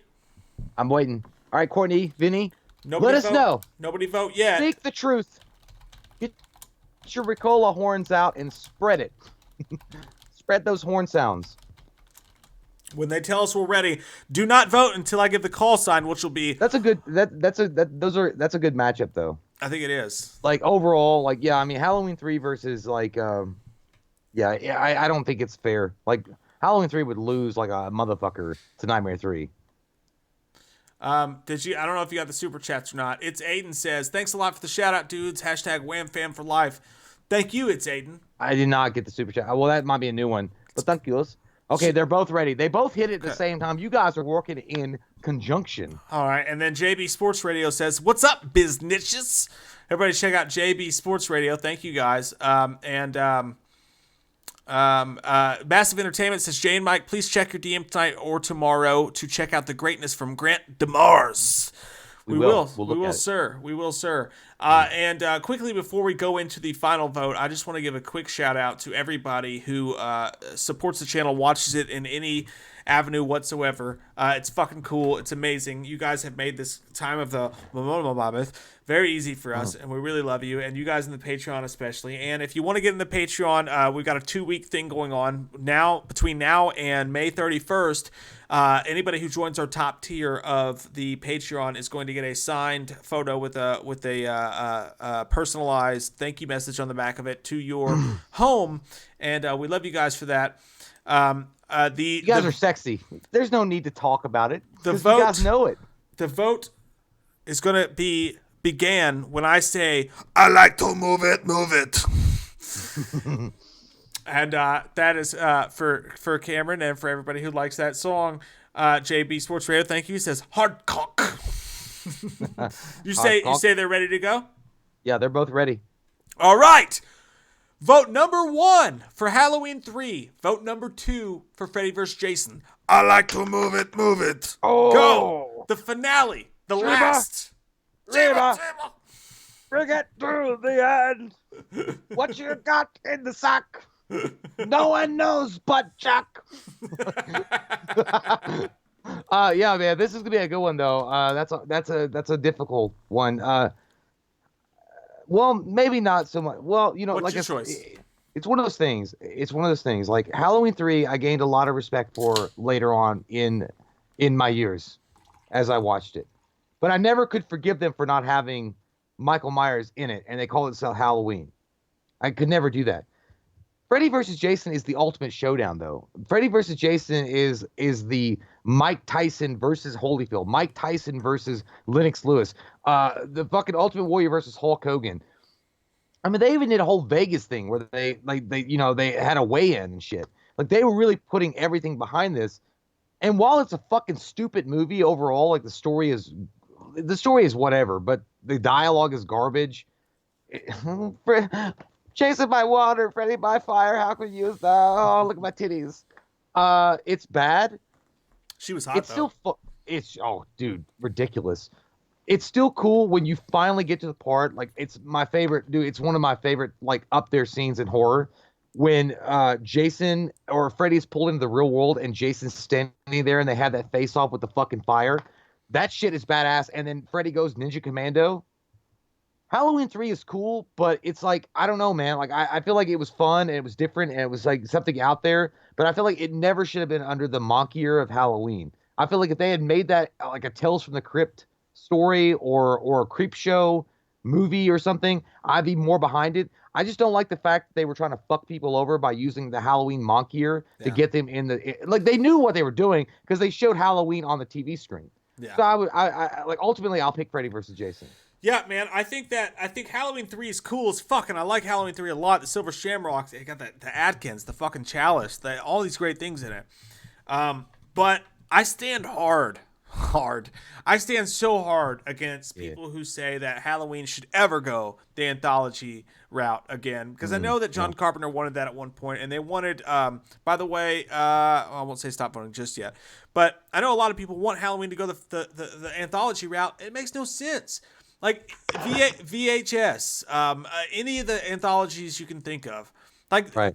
You could do any anthology you want, and you can give it any title you want. What's the point of naming an anthology Halloween? Like there's already tons of anthologies out there. There's no point in making Halloween an anthology if Michael's not going to be included in it. You can name it shit on the Lake 4, and it could be an anthology. That has nothing to do with Halloween, though. Well, I don't want to interrupt you. Like I know you're. No, go ahead. Well, I'm just gonna say. Stop voting, by the way. I think it's because, and I mean, it's kind of an asshole thing to say, I guess, but I think it's because when John Carpenter realized that nobody had used Halloween ever, you know what I mean? They had never like used that name on any of their horror movies. It was too much of a incentive for him to use that in any aspect that he could. And I'm not saying he did it alone. Like I'm not saying that he was the one that was like, let's make an anthology, but he was kind of a part of it. Like he wanted to have like Halloween being the title for all these different stories told under the moniker of Halloween or the title of Halloween because no one had used it before. It's like getting a fucking new car. You're going to drive that motherfucker all the time. Like I want to smell the new car smell and like drive around. Like, and like you probably should stop because you don't have enough money for gas and you're running out, but you keep doing it. I don't know. I'm just saying like Halloween 3 would have been so much better. Like anything else but Halloween, the title, and knowing that you're coming off Halloween 2, it would have been so much better. Yeah, and I'm with you. And I think, honestly, at the end of the day, my choice is actually Halloween 3. I think Halloween 3 is a better film than Freddy vs. Jason. I'd rather, if you just, like, if you gave me the choice, you put a gun to my head and said, kill one of these movies, I'd have to kill Freddy vs. Jason because I love Tom Atkins and I love the whole Silver Shamrock things. And I love how weird that film is. And I love the John Carpenter score. To me, Halloween 3, honestly, Halloween 3 gets screwed over because it's called Halloween. If Halloween 3, and I know he didn't direct it or whatever, but if Halloween 3 was a John Carpenter film and it was titled something else, it would have been one of John Carpenter's classics. It would have been up there with Prince of Darkness and all this stuff like that. So I think Halloween 3 actually gets shorted because it's called Halloween. I think it's a better film than that. So I like Halloween 3 better than Freddy vs. Jason. I would choose that, but I totally get either side of the fence. Do we have a vote yet? No, we're still waiting. Okay. Courtney did say, I'm sorry, Vinny said, Courtney's tallying up right now. Side note, did you and Mike see that Kylie Richards broke her nose filming Halloween Kills? I did see that. Yeah. I also saw a note that... They're putting all it in. And I respect to Kylie Richards for doing that because she said she was like afraid to tell him she broke her nose because there was like a stunt person waiting there and she didn't want them to take over her. And that's just another sign that I think Halloween Kills, man. I'm gonna throw this out there right now, and I'm excited for tomorrow and the watch along and everything. I'm gonna throw this out there right now, man. I think Halloween Kills is gonna blow fucking people away. I think this movie's gonna be fucking. Dude, I think this movie is going to be legendary. I think so too. I think that based on what we talked about with with Chris and just everything coming out of that movie, like everybody being very about it. Yeah, dude. I think that it's going to be an insane fucking movie. Now, I will say one more minus thing before we get to the actual vote number. I agree with Mike that the Halloween 3 story is by far superior. Like by far. Like it's an actually interesting story and it kind of pulls you in once you start watching it. But it's so fucking amazing to see the two iconic horror villains on screen together for the first. It's kind of like for me the Untouchables or not the Untouchables. What was the fucking movie with Sylvester Stallone? The Expendables. I know. The Expendables. The Expendables 2, when you got Jean-Claude Van Damme versus Sly. It was cool to see these giants be on screen together and fighting it out. But either way, yeah, I would give it story-wise is Halloween 3, but fun-wise, like just to be a part of that, Freddy versus Jason. Now, okay, so option 1. Here we go. Option 1 was what? Option 1 was Halloween 3. 31 votes. Oh, shit. Yeah, now. Are you ready to go to the creek? Option 2, Freddy versus Jason, was 73. It got fucking broomed. It got broomed. I feel like I'm in Spider-Man. Do what you want with her, then broom her away. That is 3 straight wins for Nightmare, by the way. So let's look at it. Now that we're done, let's tally it up. Let's tally it the fuck up. This is going to be interesting, dude. This is fucking insane. All right. Halloween versus Nightmare on Elm Street. Halloween wins 88-29 in a landslide. Round 2. Yeah. Halloween 2 versus Freddy's Revenge. Halloween 2 wins 42-39 in a close That was a close one. That was close. 2 for Halloween. Vote number 3. Dream Warriors versus Halloween 2018. 48-57. Dream Warriors wins after a recount. That was a recount. So we've got 2 for Halloween. We're on 1-2. 1 for Dream Warriors. Halloween 4 versus Nightmare on Elm Street 4. Halloween 4 wins. That's 3-1. Halloween 5 versus Nightmare on Elm Street 5. Halloween wins. That's 4-1 at this point. Halloween 6 versus Freddy's Dead. Halloween wins in a landslide. That's 5-1. However, 5-1. H2 versus New Nightmare. New Nightmare wins heavily. That is 5-2. Halloween Resurrection versus Nightmare on Elm Street. Nightmare wins pretty heavily. That is 5-3. Halloween 3 versus Freddy vs. Jason. Freddy vs. Jason wins in a landslide. 5-4. That is fucking incredible, dude. Oh my god. Like, give it up. Like, this was fucking fun, man. Like, this is like closer than I ever. No, you know what? I did believe it. I still believe. I feel like I should get Capello out with a fucking saxophone, with his shirt off, with a gold chain hanging off his neck, with sweat coming down to Crisco. Yeah, guys, dude, this is how fucking close? fun, man. It was close, man. 5-4 for everybody that said that. Man, that was fucking good. For everybody that said Nightmare has no choice. The recount helped a lot, but man, I don't know, man.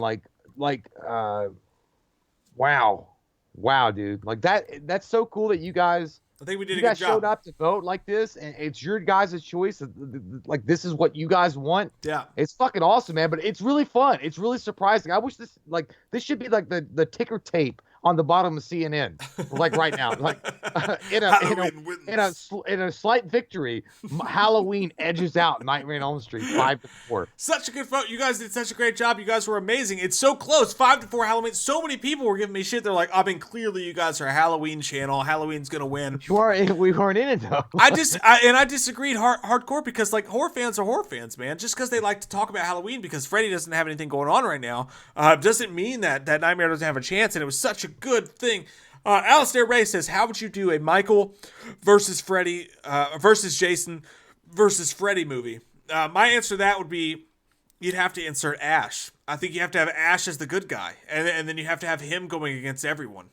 Yeah, well, like we've always been, and you know, to be honest, while Freddy versus Jason was fun, and like they did fuck Kane Hodder out of that movie. Like I definitely think Kane Hodder should have come back and played Jason, because that's what people want to see. They want to see Robert Englund versus Kane Hodder, but at the same time, the thing is, if Michael Myers were involved in a versus film, I would know it was over.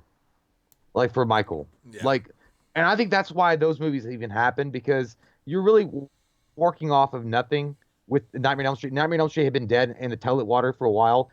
Jason had done a shit show with Jason X, and they were just working toward Freddy versus Jason. And it was strange because at that time, there was in the works a Pinhead versus Michael, but they held back on that because they wanted to see how if you did a Freddy versus Jason versus Michael, I think one of the coolest things, one of the best features in it is to have or at least a Dr. Loomis.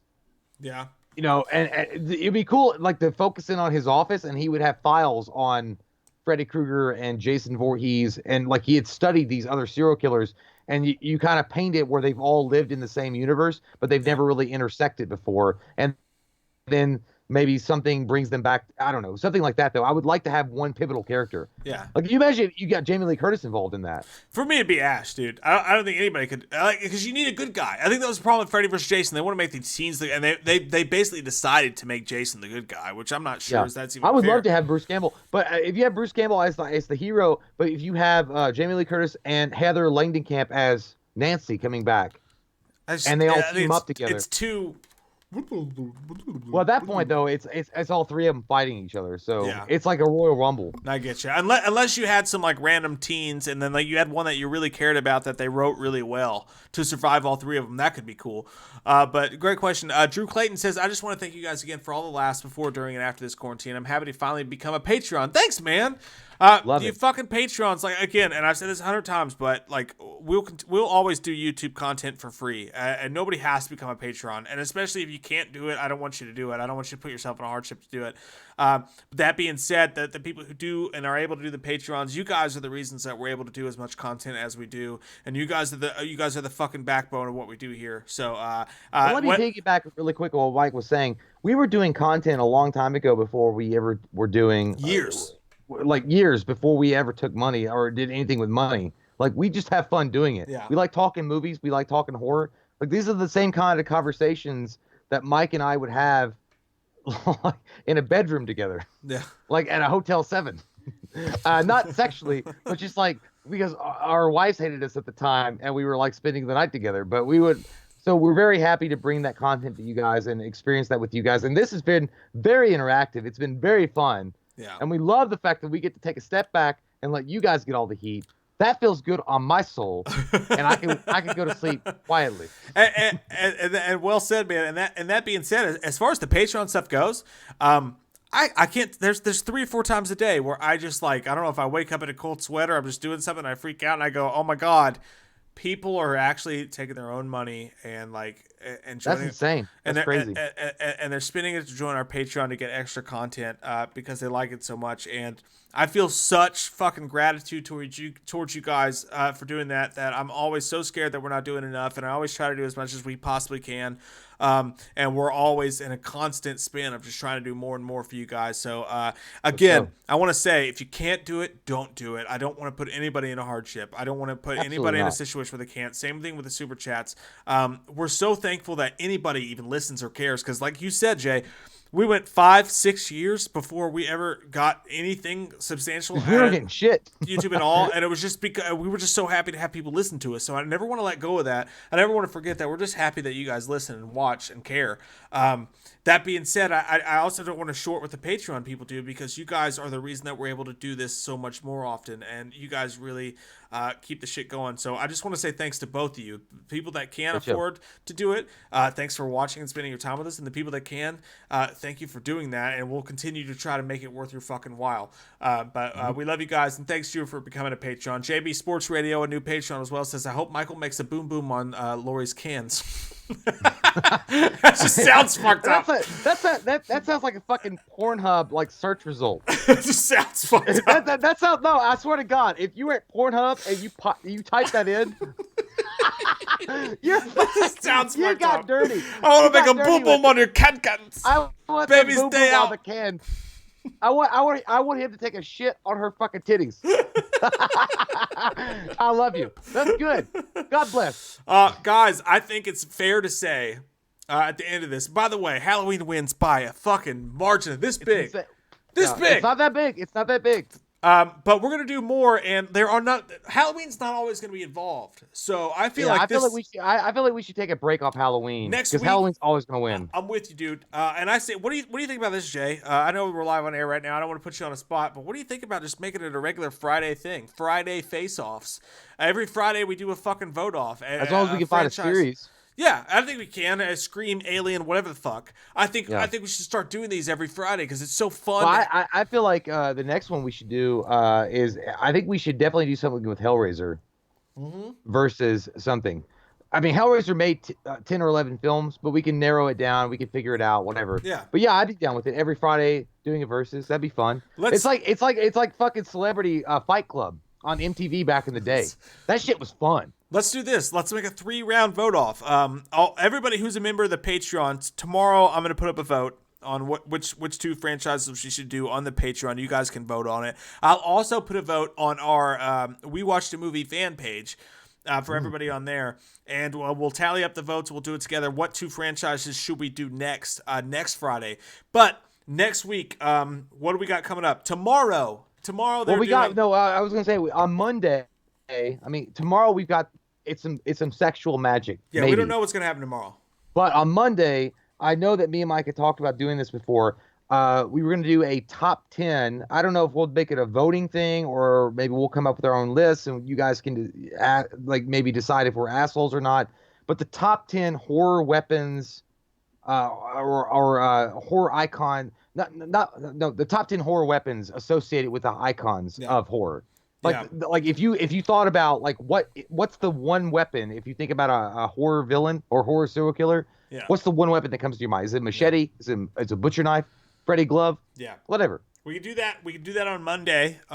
So we can do another vote off just like this on top 10 horror weapons. On Wednesday, we're gonna have a triple feature Patreon review, which is our top Patrons. Every single week we pick a Patreon and they pick what movie we're gonna review. And we're gonna do 3 movies on Wednesday, and then Friday we'll do another face off. We'll put a vote up in the Patreon and on the Facebook page for who wants to do that.